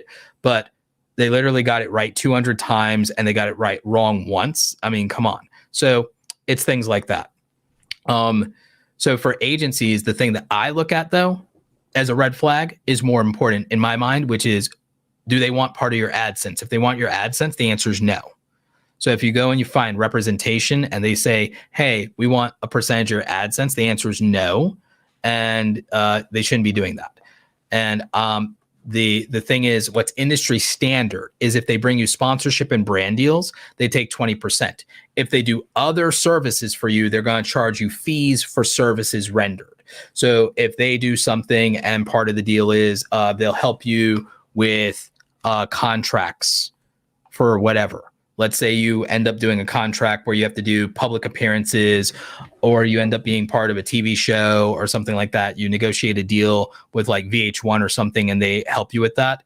They'll charge you fees for services rendered. They might take that out of the contract payment itself from the VH1 folks or whatever, or they might charge you that and render you an invoice. If they bring you brand deals, they'll take 20%. Those things are industry standard. So service fees and invoices for services rendered, and representation fees, and then also a percentage of any brand deals they bring in, they eat what they kill. That's normal. Red flag is when they want part of your AdSense. They didn't help you build your audience. They didn't help you be who you are. So they could bring you 0 brand deals and then they'd still get a fraction of your AdSense. No dice, no deal. So red flag. So that's something a lot of people do not know about. That's something that, one of the things we do is when people want to talk about their brand deals, we do that in the pro group. And that actually is something that a lot of people find helpful because they're able to work these things out. We've helped people avoid some red flags and some decisions in terms of management that would not be helpful to them and in their best interest. So being able to talk to a variety of people about something like representation and management ends up being wildly helpful. And you can't just look at, if I get management, they manage big YouTubers, so they must be all right. Nope, because you don't know the relationship. You don't know the relationship sometimes. So, and then just because they do stuff with a big YouTuber doesn't mean they'll help a small YouTuber or a mid-tier YouTuber. They'll take care of their top talent. They might not take care of their mid talent the same way. Favoritism is a thing. Nepotism is a thing. So you do have to consider that possibility as well.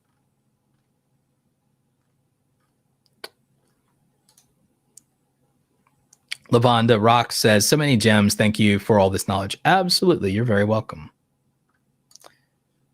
Jamie Rachal says, you have a beautiful mind, Roberto. Thank you, Jamie. Appreciate you, brother.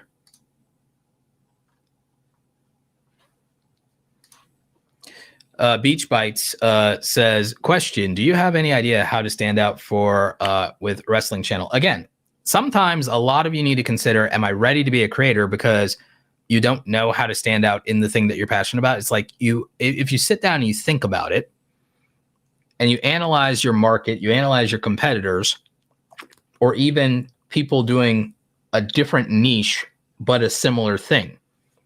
You might as well ask, how do you stand out doing a gaming channel, period? You want me to tell you about it for wrestling, and I kind of can. I was a WWE kid, WCW kid, so I kind of can. But like in general with video games, how would you stand out when hundreds of thousands or millions of people are making stuff about the same video game? How would you stand out? This just requires a little bit of creative ability and a little bit of creative writing thought and a little bit of critical thinking. And I'm not saying this to rag on anybody. I'm just telling you that creativity is really hard, and it's a muscle you have to exercise and stretch. And this is why people struggle with ideation. And this is also why, if you've ever wondered, well, why do consultants exist and why do strategists exist? A lot of your favorite YouTubers are not as creative as you think. They literally have paid strategists on retainer, people like myself, people like Patty Galloway. They have people to come up with their ideas and come up with titles and ideas for videos because they're very good at creative in other areas. They're creative on their thumbnails. They're creative on the visual design style. They're creative on the editing. But sometimes ideation is really hard, especially if they already have been successful. They've already had 100 good ideas. 101 is now a stretch for some people. And that happens. Or you're just having a slump where you have no inspiration, but you got to make content. And it happens. So how do you stand out in the wrestling games niche? Well, how would you stand out in any video game niche? One of the big ways to stand out in video game niche, period, is challenges. Challenges. So you want to do hero content? Then it's big hero time. What's the most difficult thing I could think of doing? And so what challenge is it's very simple in video games. Video games is I'm going to do blank and take 0 damage. I'm going to do blank and take 0 damage. That's how you stand out in any video game niche, is you do some absurd, incredible, impossible feat of daring. And I'll give you an example. You want to know how to win in gaming? I'm going to show you a creator that I showed you guys on the live stream a couple of months ago. I showed you guys a gamer on the live stream, and I correctly predicted that this gamer would do less than 100 videos, less than 50 videos, and get to 100,000 subscribers. I predicted success for this channel. And the YouTuber we're going to look at that I predicted the success of, I'm going to share the screen here. We'll stop sharing. We'll stop with the Photoshop thing. We'll select, but yeah, this one, I'm so glad that I was able to correctly, predict this. Where is, I have to highlight the window for it to show up. Ah, here it is. Onion Butter. Onion Butter. This is a gamer that I was accurately able to predict the success of. So Onion Butter does the game Hitman, and Shorts did not work. Shorts was not successful. Not as successful as it should be. But Onion Butter has 100,000 subscribers. Should be getting the silver play button if they haven't already. Congratulations to Onion Butter. But in terms of regular videos, it's 1, 2, 3, 4, 5, 6 times 4, 24 or so regular YouTube videos, with the rest being shorts, like, or something like that.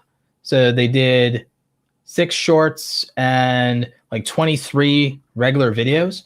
And look at the views. If I'm going to make this bigger so you can see the views. If for those of you watching, those of you listening, you'll hear me say the numbers out loud. So I'm going to read the views and then I'll read the titles for you.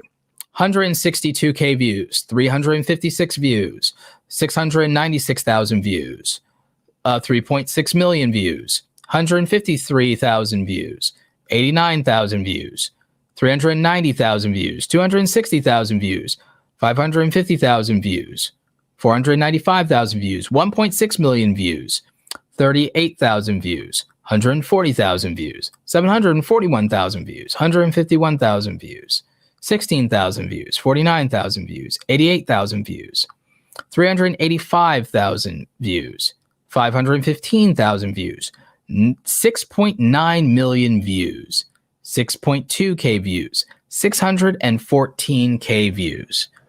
How did he do it? How did he do it? Well, it wasn't off the main biggest viral video, but there's a method to the madness here. And this is what, if I was going to give any advice to gaming channels, it would be, you're not going to blow up in less than 100 videos like Onion Butter, but you have a better chance of blowing up eventually if you do this correctly. So what he did was he played this video game called Hitman. And watch this. He made a video called How I Beat Hitman's New Mode Without Weapons. Now, the game of Hitman is literally being an assassin, you being an assassin. So what did he do? He did something that is contrarian. I'm going to play a game that's literally about being a hitman, an assassin, and use no weapons. And I'm going to beat this game while using no weapons. That is literally playing life on hard mode. I'm going to be a famous assassin who uses no weapons. That's playing the game in hard mode by any stretch of the imagination. That's compelling. Here's and that one got 514,000 views 11 months ago. So less than a year to accumulate that. 9 months ago, 6.9 million views. How I beat Hitman 3 without killing anyone. I'm going to describe the thumbnail to you. It's the Hitman character, which is a grizzled, stone-faced, clean-shaven, bald man. He has a halo above his head. The pearly gates of heaven are behind him. And the text says, kills 0.00. And the title, again, is How I Beat Hitman 3 Without Killing Anyone. The goal is to be literally an assassin, and you beat the game without killing anybody. That's I have to see this. I have to know. I have to know if he really did it. I have to know if this is a scam. Oh, it's a 10-minute video? I bet you this will be interesting. There's got to be a plot twist here, right? That's a compelling video. Even if you've never played the game, it's a compelling video. So 6.9 billion views in 9 months. So it got views, and it gets its views for a reason. I'm going to read another title to you. Can I KO everyone in Hitman without anyone noticing? Again, you're a crazy challenge that he set himself. So he kept finding interesting ways to use the Hitman franchise to create impossible challenges for himself. How I beat Hitman 3 with only a banana. Can you beat Hitman 2 with just one banana? How I beat Hitman without committing a single crime. And the thumbnail is Judge Judy, the text not guilty, and then the Hitman character standing and looking you stone-faced. Like, that is a brilliant, brilliant thumbnail combo right there. It does everything we talked about. And it's not even a perfect thumbnail, but it sells the idea because of the storytelling like we talked about. And it is visually interesting, and it's bold, and it does all the things. And then that title works with it, that combo of that title. It's a masterpiece. And that's why I got 1.6 million views in 4 months. So if you want to stand out as a gamer, you need to be like onion butter, and you need to consider, how do I make a twist on this game, and how do I crank up the absurdity level of difficulty to where it'd be very difficult for someone to copycat me in my niche? You know, that's how you would win. How I beat Hitman 2 without anyone seeing me, even for one frame. That's wild. And then he did the thing, and he says invisible assassin. So another one, how I killed everyone in Hitman without anyone seeing me. So again, perfect stealth mode, perfect assassin. That's making the game harder than it actually is. You want to know how to stand out in a game as a gamer?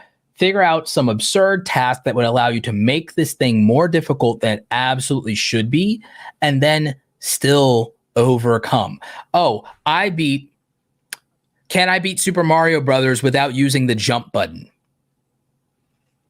Can I beat Super Mario Brothers without any power-ups? How I beat Zelda Breath of the Wild with only a stick.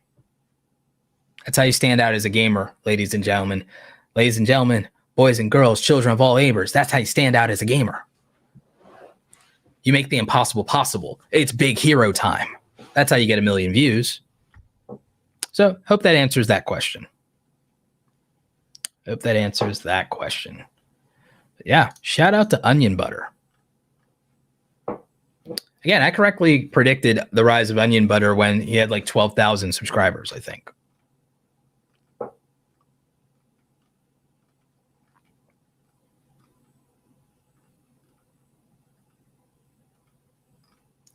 So we got a super chat from a fan of the channel, friend of the channel, Tim Simpson. So Tim says, I've talked about this before, but I'm sure others might benefit too. When life, job demands, mortgage, etc. are a barrier, what production efficiencies can people make with minimal quality compromise? Okay, so here's the deal. What people call quality is conflated with value and effort, okay? If you have a 9-to-5 job and a family and not a lot of time, money, energy, you probably can't make big hero content, and you have to accept that there are compromises. The answer is, we want to lessen those compromises, but we have to accept compromises because they're real constraints.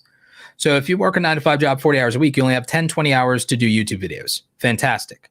You're not allowed to edit for more than 90 minutes to 2 hours on a YouTube video before you get it out.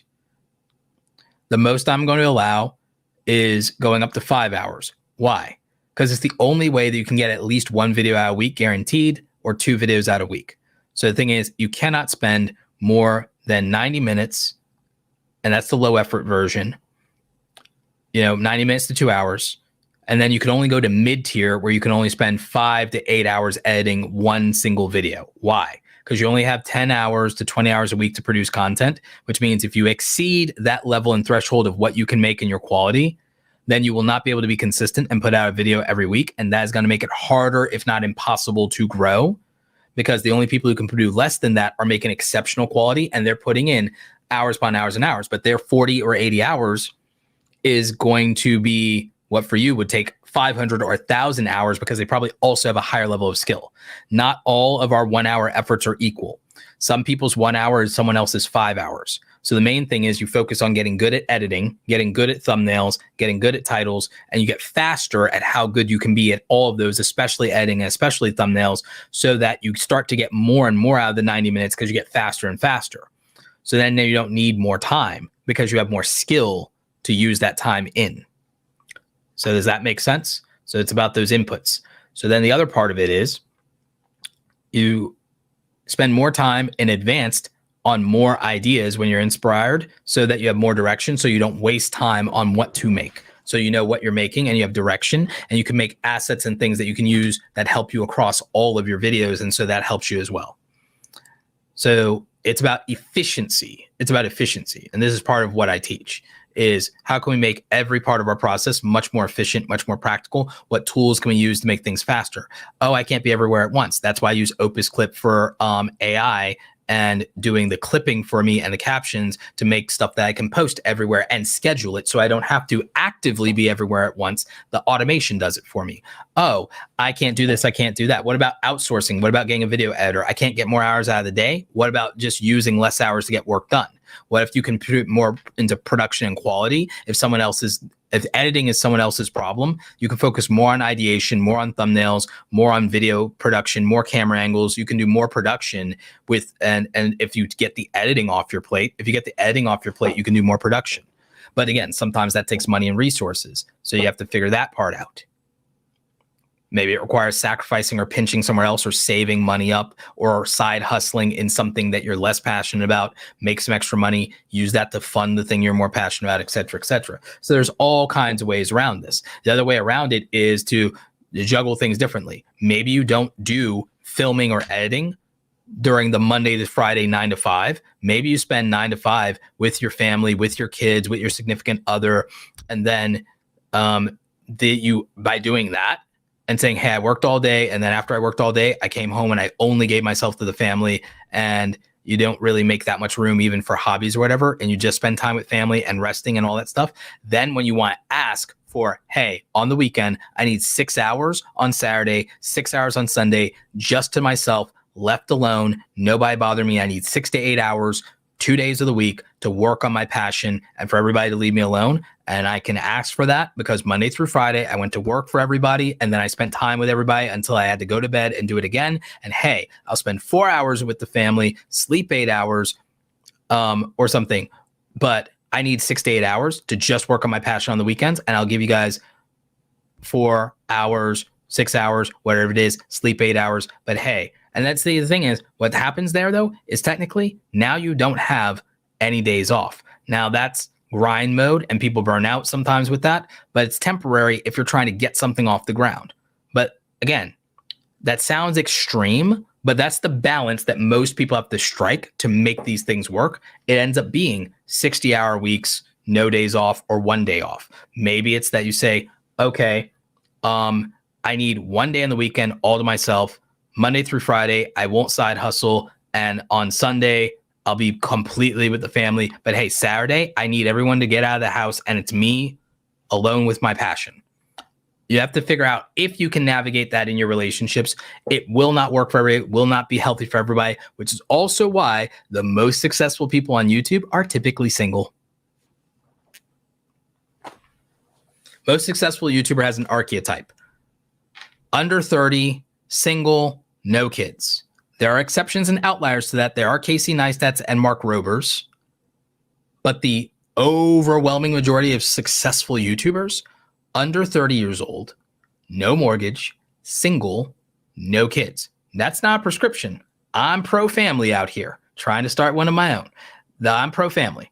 I'm pro get married, have kids, do the thing, retire early, all the things.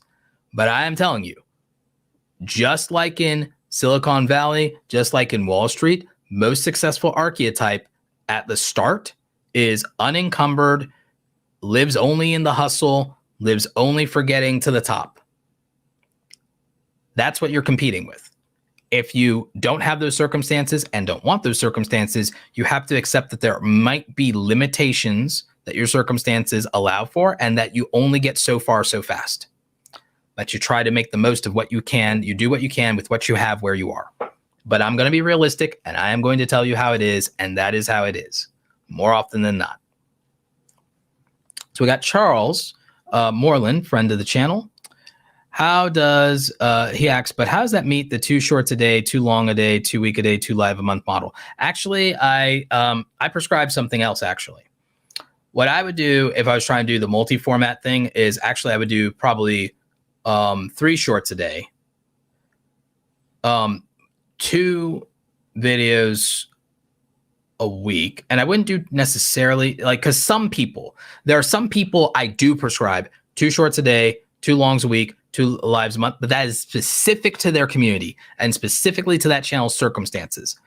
If I was speaking generally and I wasn't speaking about people's specific circumstances, what I would actually do instead of 2, 2, and 2 shorts, 2 long form, 2 shorts a day, 2 long form a week, 2 live stream a month, that is one prescription I give, but it's not the only prescription I give. If somebody has the capacity to do this, if someone has the capacity, which most people do not, I'd actually probably go 3 shorts a day, 3 long forms a week, and 1 to 2 live streams a month. If someone has the capacity to do that, that's probably the direction I might go, to be honest with you.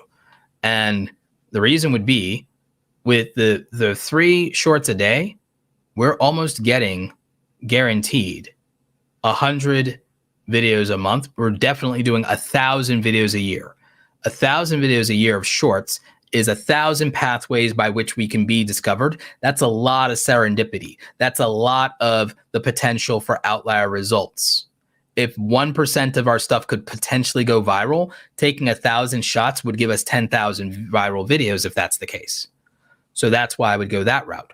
Why do 2 to 3 regular videos a week? Because that's now 100 regular videos out of the year to 150 videos out of the year. We have a very good chance of the top 20% of our results of those regular videos doing very, very well. 20% of our videos do well, fantastic. That's 20 to 30 videos that we knocked out of the park that might get 100,000 views potentially. So that's what we want, right? If it's only 10% gets 100,000 views, then it's 10 or 15. Fantastic. That's lovely. Now, with the shorts, it's the same thing. What if 10% of our shorts do very well, get 100,000 views? Well, if we made 1,000 shorts in a year, that's 100 videos. They got 100,000 views for the year. That's fantastic. And we're not going to get paid that much, but hey, that's fantastic. So again, our potential for millions of channel-wide views is contingent on this. And so why do like a 1 live stream a week or even potentially 2 in a month? Because then we have that many opportunities to get really deep and double down on our audience, do super chats, do a lot of other things, and just have a stronger core community and build that up to true fans that have done some kind of transaction with us. So that makes the most sense. So wildly enough,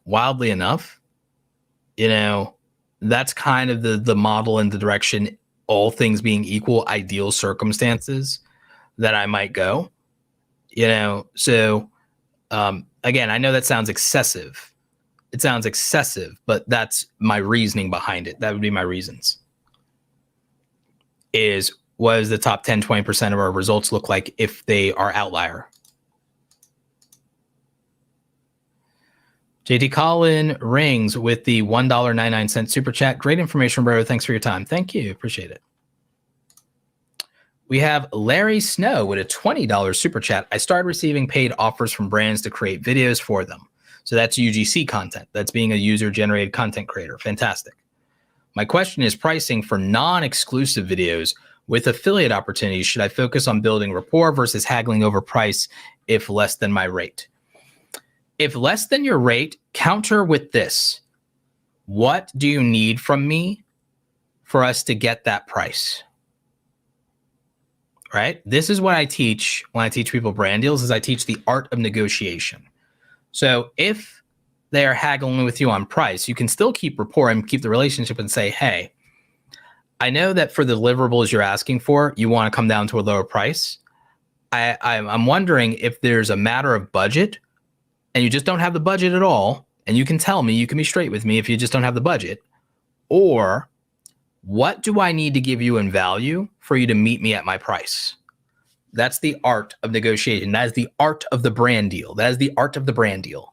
So that is, I hope that you feel like that was worth your price of admission on a $20 super chat. I appreciate you, Larry. But that's the kind of thing I teach creators, is we go over how they're going to negotiate. I even, when I do coaching with creators in one-on-one calls, I'll even do what we call role playing. I'll do role playing, and I can play both sides, and we can teach a creator how to negotiate in real time. And so that's why when people come to me for one-on-one coaching, if you're interested in that, check out awesomecreatoracademy.com. It's because of things like that. It is easier. Now, again, some people will try this with their friends, and that's fine, but I have a lot of experience. And remember, I worked at an ad agency well before the influencer marketing days. So I had to negotiate, and I had to do pitch meetings. I had to go in and deal with brands, not from sponsorship stuff, but for literally ad campaigns and billboards. I primarily did out of home advertising billboard stuff in sports entertainment. So it was like HBO boxing, stuff like the Khan Madonna fight, or the Bradley Closely fight, Margarito and Pacquiao, stuff like that, Madison Square Garden.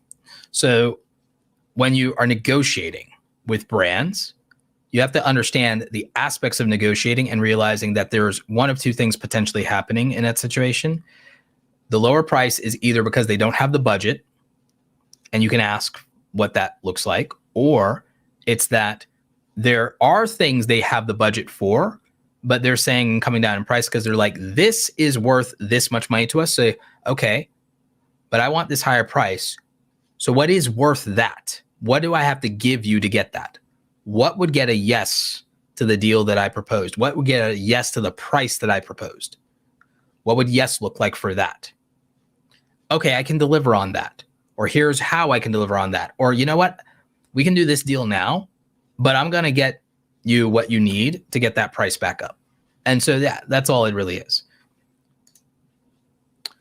Charles Moreland with the $5 super chat says, gotcha. Just purchased some equipment for the live streams. Also, looking at joining the other group when get feedback on my work. So the $9.99 thing is not a feedback thing. That's the right now. If you joined Awesome Creator Academy right now in February 2024, that's actually the pro group. That's, for feedback stuff, that is not $9.99. That's Roberto's time is much more valuable than that. So is my team's. So when we do the 2 group office hours, that's the $59 a month membership. That is $59 a month. In the summer, at the end of the summer, I will be raising my rates since the pandemic for the first time. I have not raised my rates or prices on coaching or my membership or anything since the pandemic started. COVID times are over. So we're all adding a lot of things, and we're adding more value. But me and my team for the Academy Pro group, that's $59 a month. We do 2 live office hours calls every week with our members, and we have our private group, and people will give feedback and stuff in the private group. So the thing is, it might be out of some people's price range, but that's what it is for access to the community. That's how I value my people's time in terms of my team. So we have Andy and Ariana, and now we have Andreas. We have my brother working with me. So the reality is that the Academy Pro group is not for everybody, and it's not in everyone's budget. That's also why we do a lot of free content. I answer questions on Twitter for free. I do stuff with super chats and live streams. So, but for access to me and my team, that comes at a premium, and that also is access to our network as well and the other members of the group. So we have to price that at a premium. But we also have a lot of Academy members in the live stream. They can tell you whether it's been worth it for them and the value that they've gotten out of it. You know, a lot of people will say certain things are overpriced, but what the reality is that a lot of times you just have to decide what you can afford and why. So it's a matter of value. It's not that something is always overpriced. There are rare instances where some things can be overpriced. However, the thing is, you have to ask yourself is, if I had unlimited money, would I consider something overpriced? That's how I look at something is, something is overpriced if I had unlimited money and I still wouldn't pay for it. In which case, it might not even be overpriced. It might just be not for me, just not for me. There's some things I will just never buy because they're not for me. But when it comes to figuring out value, what I will tell you is this. I spent years as a solo content creator trying to figure out everything myself, do everything out myself, and I learned a lot, and I was a student of the game. But I also exhausted myself and got frustrated and felt lonely, and it was really freaking harder than it needed to be. And the thing is, there was stubbornness too in not recognizing when I should need help and support from other people. That was a mistake. I made mistakes all the way up from 0 to 100,000 subscribers in 3 years. And if I had been willing and able and understood, and if there was more of a community, because to be real, back in those days, back in my day, people didn't help each other quite the same way that they do now. It's very different in the community, thank God. But a lot of people, everyone's to themselves, and a lot of us were introverts, so it wasn't even a malicious thing. A lot of us just didn't even know how to network or how to collaborate or whatever. And it was mostly just the kids in LA collaborating and helping each other, kids in LA and the kids in New York. And that was it. But for the rest of us, it was a struggle bus thing. And now it's not as bad. And there's like communities and a lot of people help each other. So what I'll say is, I feel that if I had a community of people that were like-minded and working hard and hustling, the thing I wish I'd been able to do with my best friends at the time, but it didn't work, is if I had the support, I had people to bounce my ideas off of, I had people to say, well, what about this? Or to push back or to challenge things. It wouldn't have taken me nearly as long. I probably could have grown twice as fast in half the time if I had that. I'm not saying that will be everybody. I'm saying me specifically. I know what my weaknesses are, and I actually should have been in a place where I had other smart people, other hardworking people to motivate me, keep me accountable, challenge me, give me ideas, inspiration, you know, admire other people's success, learn from it, grow faster together. You get further and faster together. Iron sharpens iron, and I just didn't have that. And that's why I also built it later. I built it later because I recognized the deficit. I realized that it's a detriment to not be around other creative people. I realized for mental health that the thing is lonely as hell, and that you need accountability partners, and that you just need to be around other creators as much as you can be. Just like success in every other career and endeavor. And the thing is, we try to do things so against the grain to our detriment, and we're so rebellious against traditional systems and structures, and we act as if there's no value and no benefit to doing some things the good old-fashioned way. And I learned that lesson the hard way, and it was painful as hell. I paid a price for it. If I had other people to talk to, one of the things that I would have done is I wouldn't have ended up in a multi-channel network that took 50% of my ad revenue. If I had people to warn me that that was a bad idea, if I had people to warn me and talk to me, I would have never given up 50% of my ad revenue at 14,000 subscribers as a small YouTuber.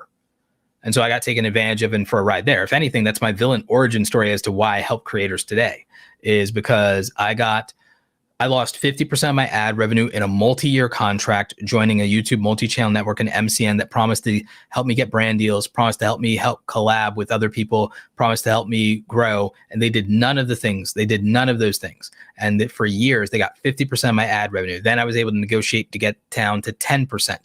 They still got thousands of dollars. I then had to threaten legal action to get $4,000 of back pay that they owed me, and it still took 3 years for them to pay it out. That was wild. And that would have never happened to me as a small YouTuber if I'd had someone to talk to tell me that they weren't going to do anything, it's a bad idea, tell me their horror stories. If I'd had somebody to talk to about it, to tell me this is a terrible idea, then I wouldn't have been in that situation. And so largely that's part of why I help creators today. So that's literally my villain origin story. So do not let an MCN take ad revenue from you as a percentage. Do not let a talent management company take ad revenue from you as a percentage. They should only be taking 20% of brand deals that they bring to you. And then they can charge you fees for any other services they render for you. Like PR, for example, being a publicist, they can render invoices for that. Anthony Rossman says, what's your opinion on using an LLC for your YouTube channel? Actually, what you should do is you should have an LLC for your overall media company. And I would not name it the same thing as your YouTube channel for privacy and legal reasons. Go reference the replay of the live stream we did specifically around LLCs for content creators. The LLC should be your creator business, and it should not have the same name as your YouTube channel, and it should not have the same name as your personal identity. And there's a lot of reasons why. Go watch that live stream for privacy and protection purposes. Living on a Dime to Grow Rich says, I know the consultation was 1,000% worth it. Appreciate you.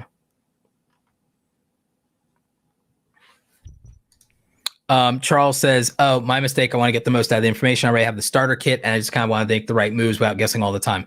That's who the Academy Pro Group is for people who want to get guidance, get direction. A good place to start, though, is the free information here on the channel. If you're a small creator, you're not monetized, start with this free content, get the money up, and then you can reinvest the money that you make if you get monetized and you're earning money. And I definitely want you to be able to do that. If you're in a great position in your career and you can afford it, then fantastic. But otherwise, we'll be there. Absolute Guitar Avenue says, I'm not even a gamer or his demographic, but I checked out Onion Butter's How I Beat Hitman 3 Without Killing Anyone, and it was really well done. Yeah, so if you do content like Onion Butters and you do it at a high enough level, even people outside of your demographic will find it interesting and entertaining.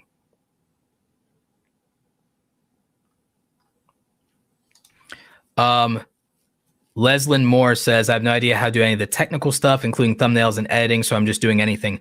Don't just do anything random. I've done free workshops live here on the channel that you can watch in the replay of everything you need to do for thumbnails, and that will help you and a lot of the technical stuff. At some point, we'll even do an editing workshop here. So, yeah. Andrew Can, friend of the channel, says, not all MCMs were bad, but all MCNs are now worthless. Pretty much. Something close to that. Yeah, pretty much. Coffee Talk in Tech says, even when you find other creators, they need to be like-minded. It's not hard to find lost creators. Agreed. They do need to be like-minded.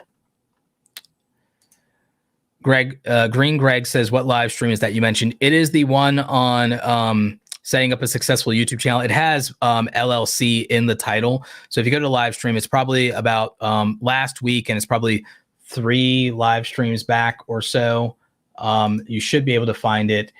I believe the title is How to Run a Successful YouTube Channel, Setting Up Your LLC, Brand Deals, and More.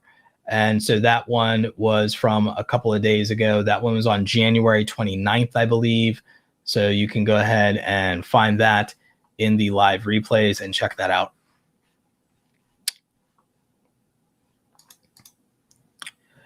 Andrew Can asks, Roberto, what are your thoughts on being able to like super chats now? I think it's cool. I think it's dope that people can show that they support a creator that's supporting a creator. So yeah, I think that's cool. Appreciate you.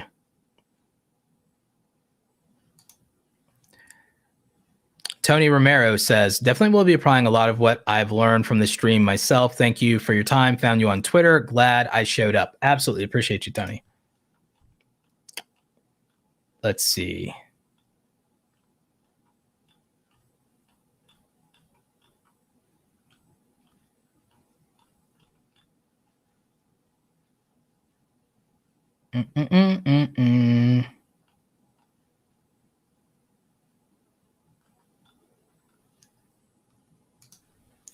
Kevin Nordstrom says most big creators who have kids sacrifice their entire relationship and it ends in divorce. I've seen it in every niche. So have I. It's something I'm very concerned about. It's also why I try to recognize patterns like this and say, okay, what do people have in terms of situation, resources? What is it that is contributing to the circumstances of their success? Is it duplicatable? Is it non-duplicatable? Yeah. Andrew Can asks, now that Neil Mohan is the new CEO, what do you think of the future of YouTube holds, and should he be permanent in your point of view? I don't know that I believe in permanent CEOs. YouTube has had several. They've had Chad Hurley. They've had Susan Wojcicki. They had somebody that was in between Chad and Susan, if I'm not mistaken. I forget who the gentleman was. Neil is, I believe, the fourth CEO that YouTube has ever had in about a roughly 18, 19-year lifespan. So in a nearly 20-year lifespan, YouTube has gone through 4 CEOs now. That seems about right. And I think the longest tenured CEOs in YouTube's history were Susan Wojcicki and Chad Hurley. I think that they held the position the longest. With Susan, I think disproportionately holding it the longest for about roughly, I want to say 9 years.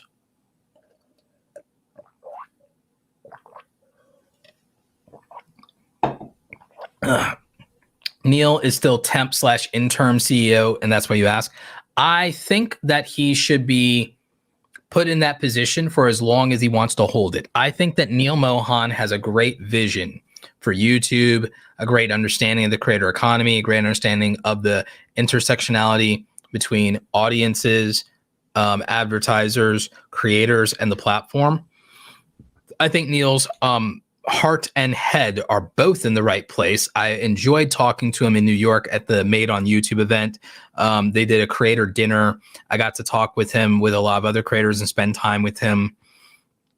It was fantastic meeting him and the other people on the team. I got to connect with Amjad Anif and do an interview with him, the VP of Creator Products at YouTube. It was my second time doing an interview with him on the channel. You can actually watch that on the channel. It's available and up. So is the first interview I did with him over a year ago. So both of those, I think between both of those interviews, between them, they have 50,000 views between them. Not bad for interviews. I would hope that they'd get more because it's a VP of YouTube, and people should know how people at YouTube are thinking and building the product that we use.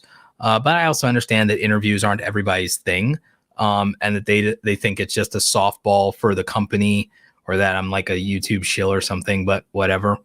But what I would say with Neil that's very interesting is he was at a company that Google acquired called DoubleClick. And so he has been in this ecosystem for a very, very long time.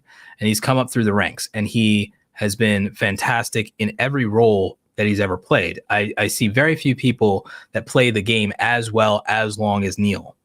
And so I think his direction and leadership and their focus is in the right place for the future.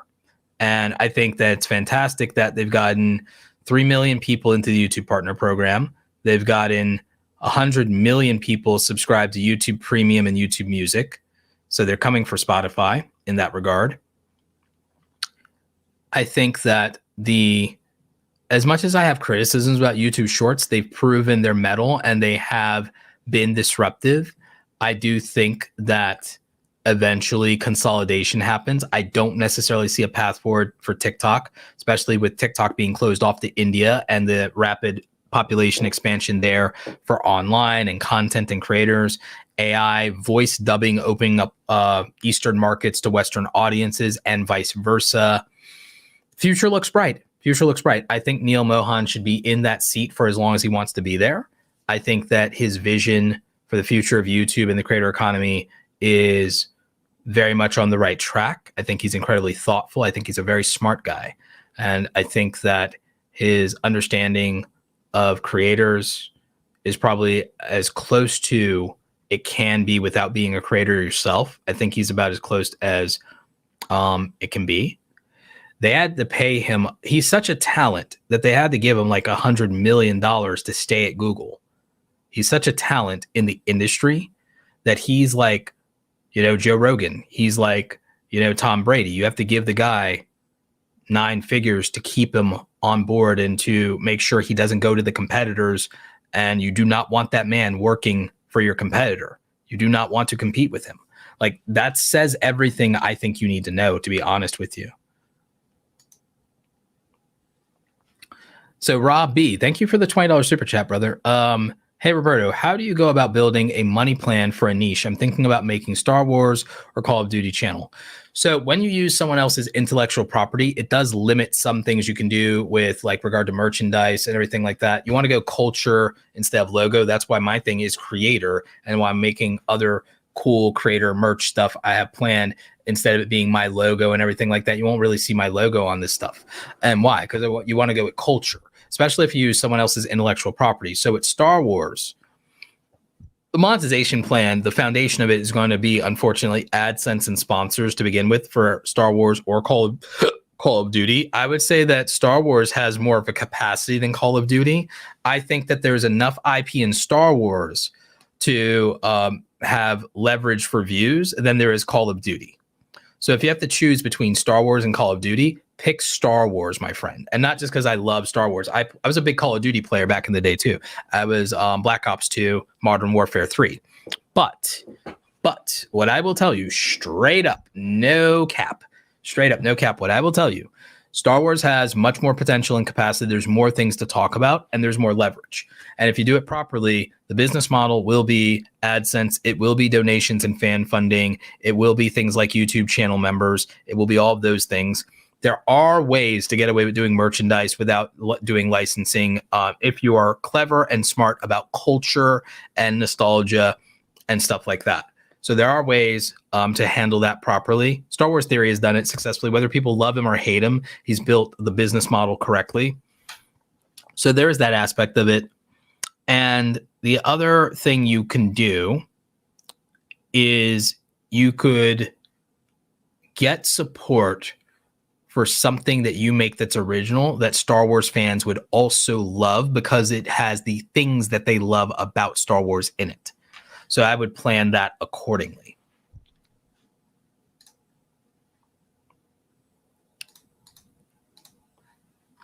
Let's see here. Fresh Vintage, thank you for the $5 super chat. Thanks for all your advice, Roberto. Appreciate you. And thank you,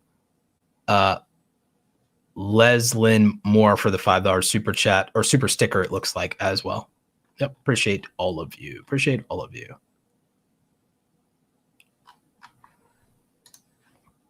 Let's see. The Carver family has a question. How do you keep the faith and push through when you're not getting views on the videos? Maybe it would help you to know that the majority of big creators didn't get any views when they started. Mr. Beast made 100 videos. He didn't even get 1,000 subscribers. He got like 800 subscribers. He wouldn't be able to monetize today off of his first 100 videos. To get to 10,000 subscribers, which 90% of people never do, Mr. Beast himself had to make 460 videos to get to 10,000 subscribers. You can go watch his 10,000 subscriber special if you don't believe me. 460 videos. Now, his team and him deleted a lot of his old videos. That's why people think I fudged those numbers. But nah, you just watch his 10,000 subscriber special. He tells you himself 460 videos to get to 10,000 subscribers. So how do you keep the faith? Like PewDiePie, he made 100 videos. He only got 2,500 subscribers out of that. So how do you keep the faith? The thing is, if you know you're good at what you're doing, then if you're not getting views, package it better. Your thumbnails are probably bad if you're not getting views. And then if you know you're making great thumbnails, then it's the topic and the title and the timing. And the thing is, there is room to improve you can work on. So the thing is, YouTube is like every other endeavor. It's going to take time and success. The average turnaround on success is 5 years. If you can't do something that you enjoy making for 5 years, then this is just a hobby and it's not meant to be a career for you, because you have to be able to commit that. You have to be able to commit to it. You have to be able to say, I can do this for 5 years. I'll enjoy this for 5 years. I can hang out with these people for 5 years. I can be part of this community for 5 years. So if you've been doing it for, any length of time, you have to remember that success is 5 to 7 years on average. And a lot of people are figuring it out. It may feel like people are growing faster than that, blowing up all the time, and that takes less effort than that. You'll just see extreme outliers on the YouTube homepage It just means that all you see is the 0.01% in your face all the time. 90% of creators never get 10,000 subscribers. 90% of all content never even gets 1,000 views. You'd be in the top 10% if you got 1,000 views. You'd be in the top 10% if you got 10,000 subscribers. Like, it's really hard. It's really hard. If you didn't believe that people are getting the opportunity to see your videos, there's a very simple answer. If you watch my analytics videos all the time, then you know this answer. The only way that you would not be getting views is if you are not, like, if the only way to say, hey, I don't believe that people are getting to see my videos, is you have to figure out whether or not you're getting impressions. So if you're getting impressions, the opportunity for views is there and you're not getting clicks. And the thing is, your subscribers, YouTube doesn't care about your subscribers. In the lifetime of my channel, 80% of my views in the entire lifetime of my channel have never come from my subscribers. My views have never come from my subscribers. Subscribers have nothing to do with getting views on YouTube. You do not get views from subscribers. I'm going to show you something. Here's the thing. I do have an active audience. In the last 30 days, 85,000 of you have watched some video on this channel. It doesn't matter if you watch my most recent videos. That's the other thing. The YouTube culture believes that you're only as good as your last upload. That's not strictly true. So the thing is, I do have an active audience. I have almost 100,000 people in the last 28 days. Now, the smart money is on 90 days because businesses act in 90-day increments called quarters. So the thing is, I actually measure all data by 90-day intervals, not 30-day intervals. The only thing I measure by 30-day interviews is cash flow and cash on hand. But everything else is 90-day intervals. That's also, by the way, for you working with sponsors, everything's in quarters as well. There are monthly budgets, but quarterly budgets are the real game. Also, that's why you want to get 6-month to 12-month contracts, and quarterlies are your best opportunity to do that, not monthlies. So yeah, views don't come from subscribers. Look at this. I have 300,000 unique viewers in the last 90 days. I have a subsection of recurring viewers, but if you look at watch time from subscribers, if I click into see more and then I go to views from subscribers, 80% of my views come from non-subscribers. 80% of all of my views are from non-subscribers. Subscribers do not matter for views on YouTube. They serve a different purpose. The minute all of you divorce yourself from the relationship between views and subscribers, the better. It serves a different purpose. So like, yeah. View to subscriber ratio is not a real thing. It's not a real thing. Divorce them from each other. There's not really. The only correlation between views and subscribers is that you cannot get subscribers without views. You cannot get subscribers without views, but you can always get views without subscribers. You can always get views without subscribers. Case in point. Remember Onion Butter? He has videos with more views than he has subscribers. So that's a fact. Also, the man about tech, my boy Viper, the man about tech. Viper has roughly 2,000 subscribers. Let's look at some of the video views. Viper has 2,000 subscribers, and yet he has videos that have 2,000 plus views, even in the last couple of weeks. His videos take about 2 to 3 weeks to get their views. He has videos. Even as a small creator, look at this. Viper's a small creator. There's not that many videos on the channel. Viper's a small creator.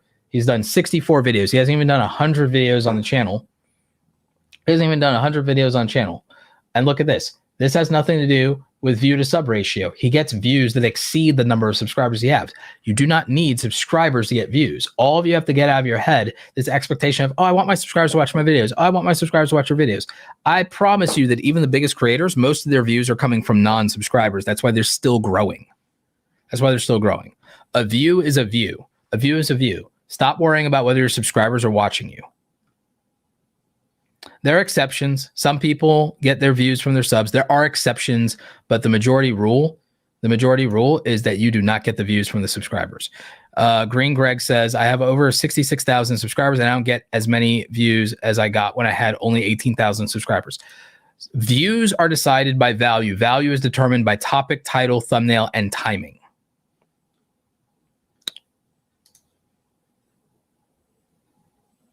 Yeah. YouTube even says if you can get 2.5% of your subscribers to watch, that would be good. Yeah. 80-20 rule. Ironically, if you're only getting views from your subscribers, that's the problem. No one new is finding you. Absolutely. You want new viewership. That's how you grow. You grow with new viewership. New. We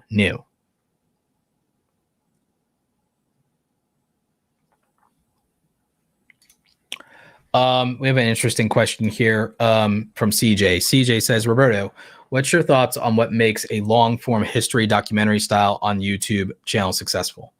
Aside from obviously good thumbnails, with history, it'd be taking a compelling angle on history and really getting good titles and good thumbnails and good stories out of that. And it would also be retention. Retention is your friend, obviously. Watch time is the biggest important metric on YouTube. Everyone focuses on views and subscribers. The real metric you need is watch time. Watch time solves all problems. That's why also videos are getting longer and longer instead of shorter and shorter. Watch time solves all problems. So with a history channel, I want to see some of the most interesting moments in history. I want to see some of the most decisive battles in history. I want to know stories I haven't heard about great historical figures. So that's what makes a history channel successful, is how compelling, unique, different it can be. Tell me about someone I've heard of and tell me a story I haven't heard about them. What did Eminem say? It's like, tell them something they ain't heard about me. Like, yeah, so Eminem in 8 Mile, when Eminem finishes the rap battle in 8 Mile, after he tells all of his own dirty laundry when he's facing off against Papa Doc, Eminem's character B Rabbit, he says, I don't want to win, I'm outie. Here, tell them something they don't know about me, because he already told all the story there is to tell. And then, okay, Papa Doc had nothing. So here's the thing. Tell me about someone that I know historically, like Genghis Khan or Napoleon Bonaparte, and now tell me something I haven't heard before. That's what would make a history channel compelling. Tell me about a battle, a decisive battle, like the Battle of Thermopylae, but tell me something I don't know about the Battle of Thermopylae and the 300. Tell me something I don't know about Xerxes or Darius. Tell me something I don't know about Marcus Aurelius. Tell me something I don't know about Diogenes or Plato. Tell me something I ain't heard before.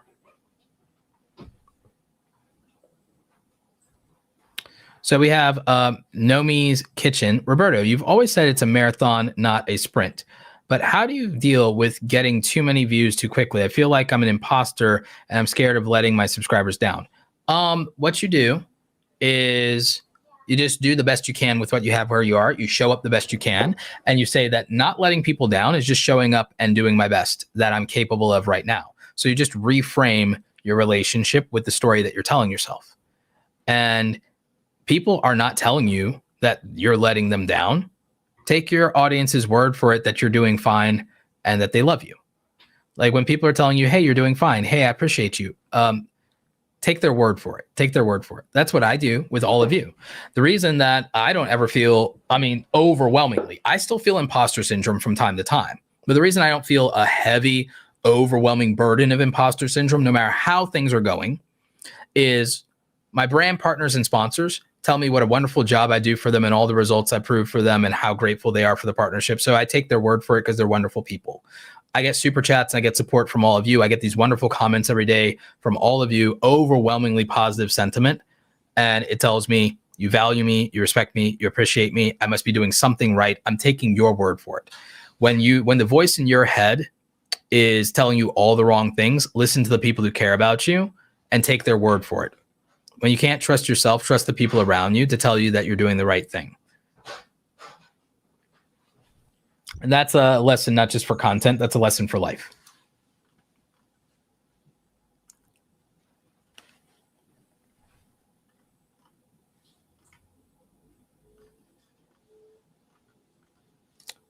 Dope Replica, thank you for the $2 super chat. Appreciate you.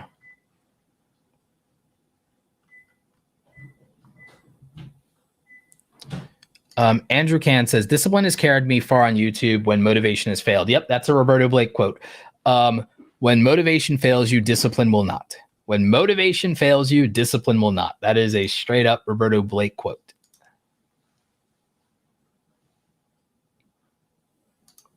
You're very welcome, Nomi. Appreciate you.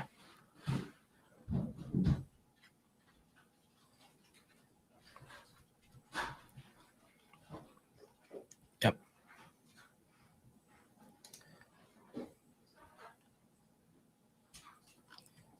So let's see. What else do I have for you?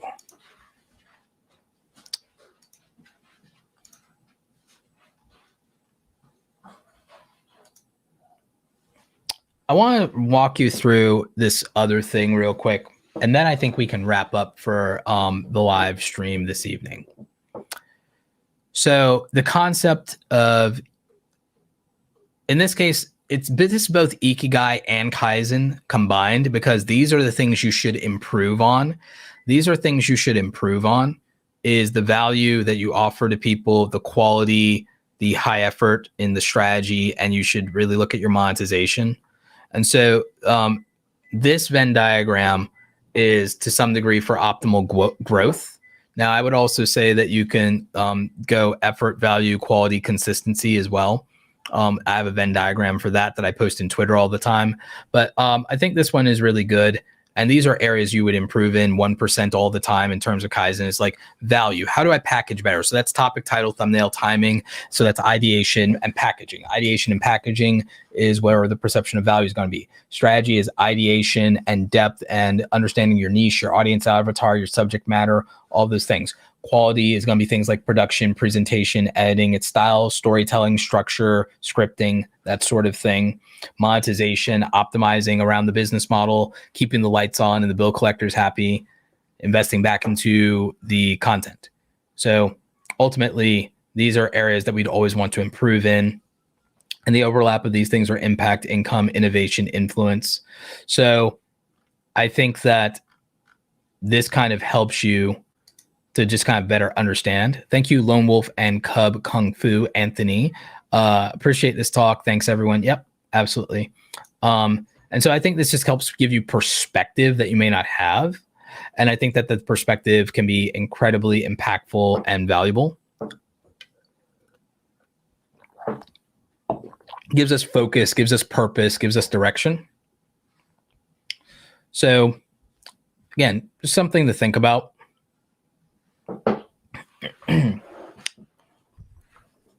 I also want to remind you that you can get the you can sign up for the newsletter, and one of the things you can do is we have our 12-week creator playbook. This is a 12-week sprint. So we are going to drop. I'm going to drop a link in the chat for that for you. We have it in the description.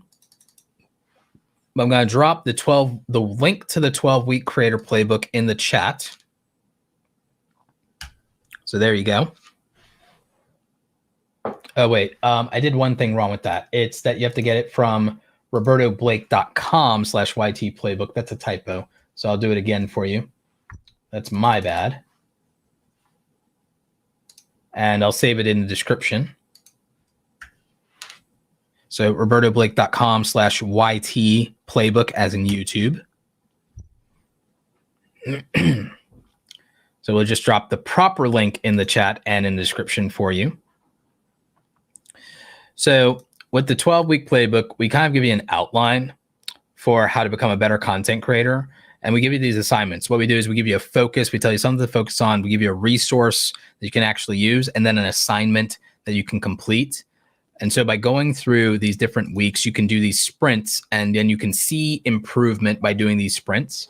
And so it gives you a better idea of how you can accomplish some of your goals, like becoming a better storyteller, making better thumbnails, understanding your audience avatar, how to niche down, enhancing your video editing skills, making those thumbnails, getting organized and scheduled, learning your analytics, improving areas of your videos like sound design or motion graphics, mastering your gear, figuring out your aesthetic, focusing more on strategy and ideation. So by having these sprints, this can help you. And this concept of 12 weeks comes from the book, The 12-Week Year, and that helps you to accomplish your goals faster. Charles, you had a question. How did I show the views from subs and non-subs? Advanced mode in YouTube Analytics. Advanced mode in YouTube Analytics. Edgar Can, with the harshness here, the data doesn't care about your feelings. It really doesn't. What I've learned about YouTube, Andrew Can says this. What I've learned about YouTube growth is that the more introspective, that is more introspective than most realize. It's super important to remember that YouTube sends you the data. It's what you do with it, and the data doesn't care about your feelings. You are 100% right, as usual, Andrew Can. Would love to have you on another stream, brother. So, yeah. So that's it for this one. I've enjoyed my time with you guys. I'm going to schedule more live streams. I think we can probably squeeze another live stream in for Friday evening. I think I just want to remind you all to get the playbook, join the email list community, join the newsletter. But yeah, we'll have some more of these discussions. I will schedule some live stream topics for the coming weeks. Let me know what it is that you would like me to discuss on Friday for a live stream. You can hit me up on Twitter at Roberto Blake. Again, thank you to all of our sponsors. Big shout out to Streamyard, OpusClip, and Kajabi, all linked in the description down below. Go support the sponsors. They have free trials of everything, so you can try it before you buy. Free trials for Streamyard, OpusClip, and Kajabi. It is part of my tech stack as a creator here. It's how I get everything done. It's how I'm multi-streaming to you now. It's how the clips from this will make it onto the other platforms, and then the back end of how the business is run. So shout out to our sponsors for supporting. They're covering the cost of you guys' free tuition here. They're covering your free tuition.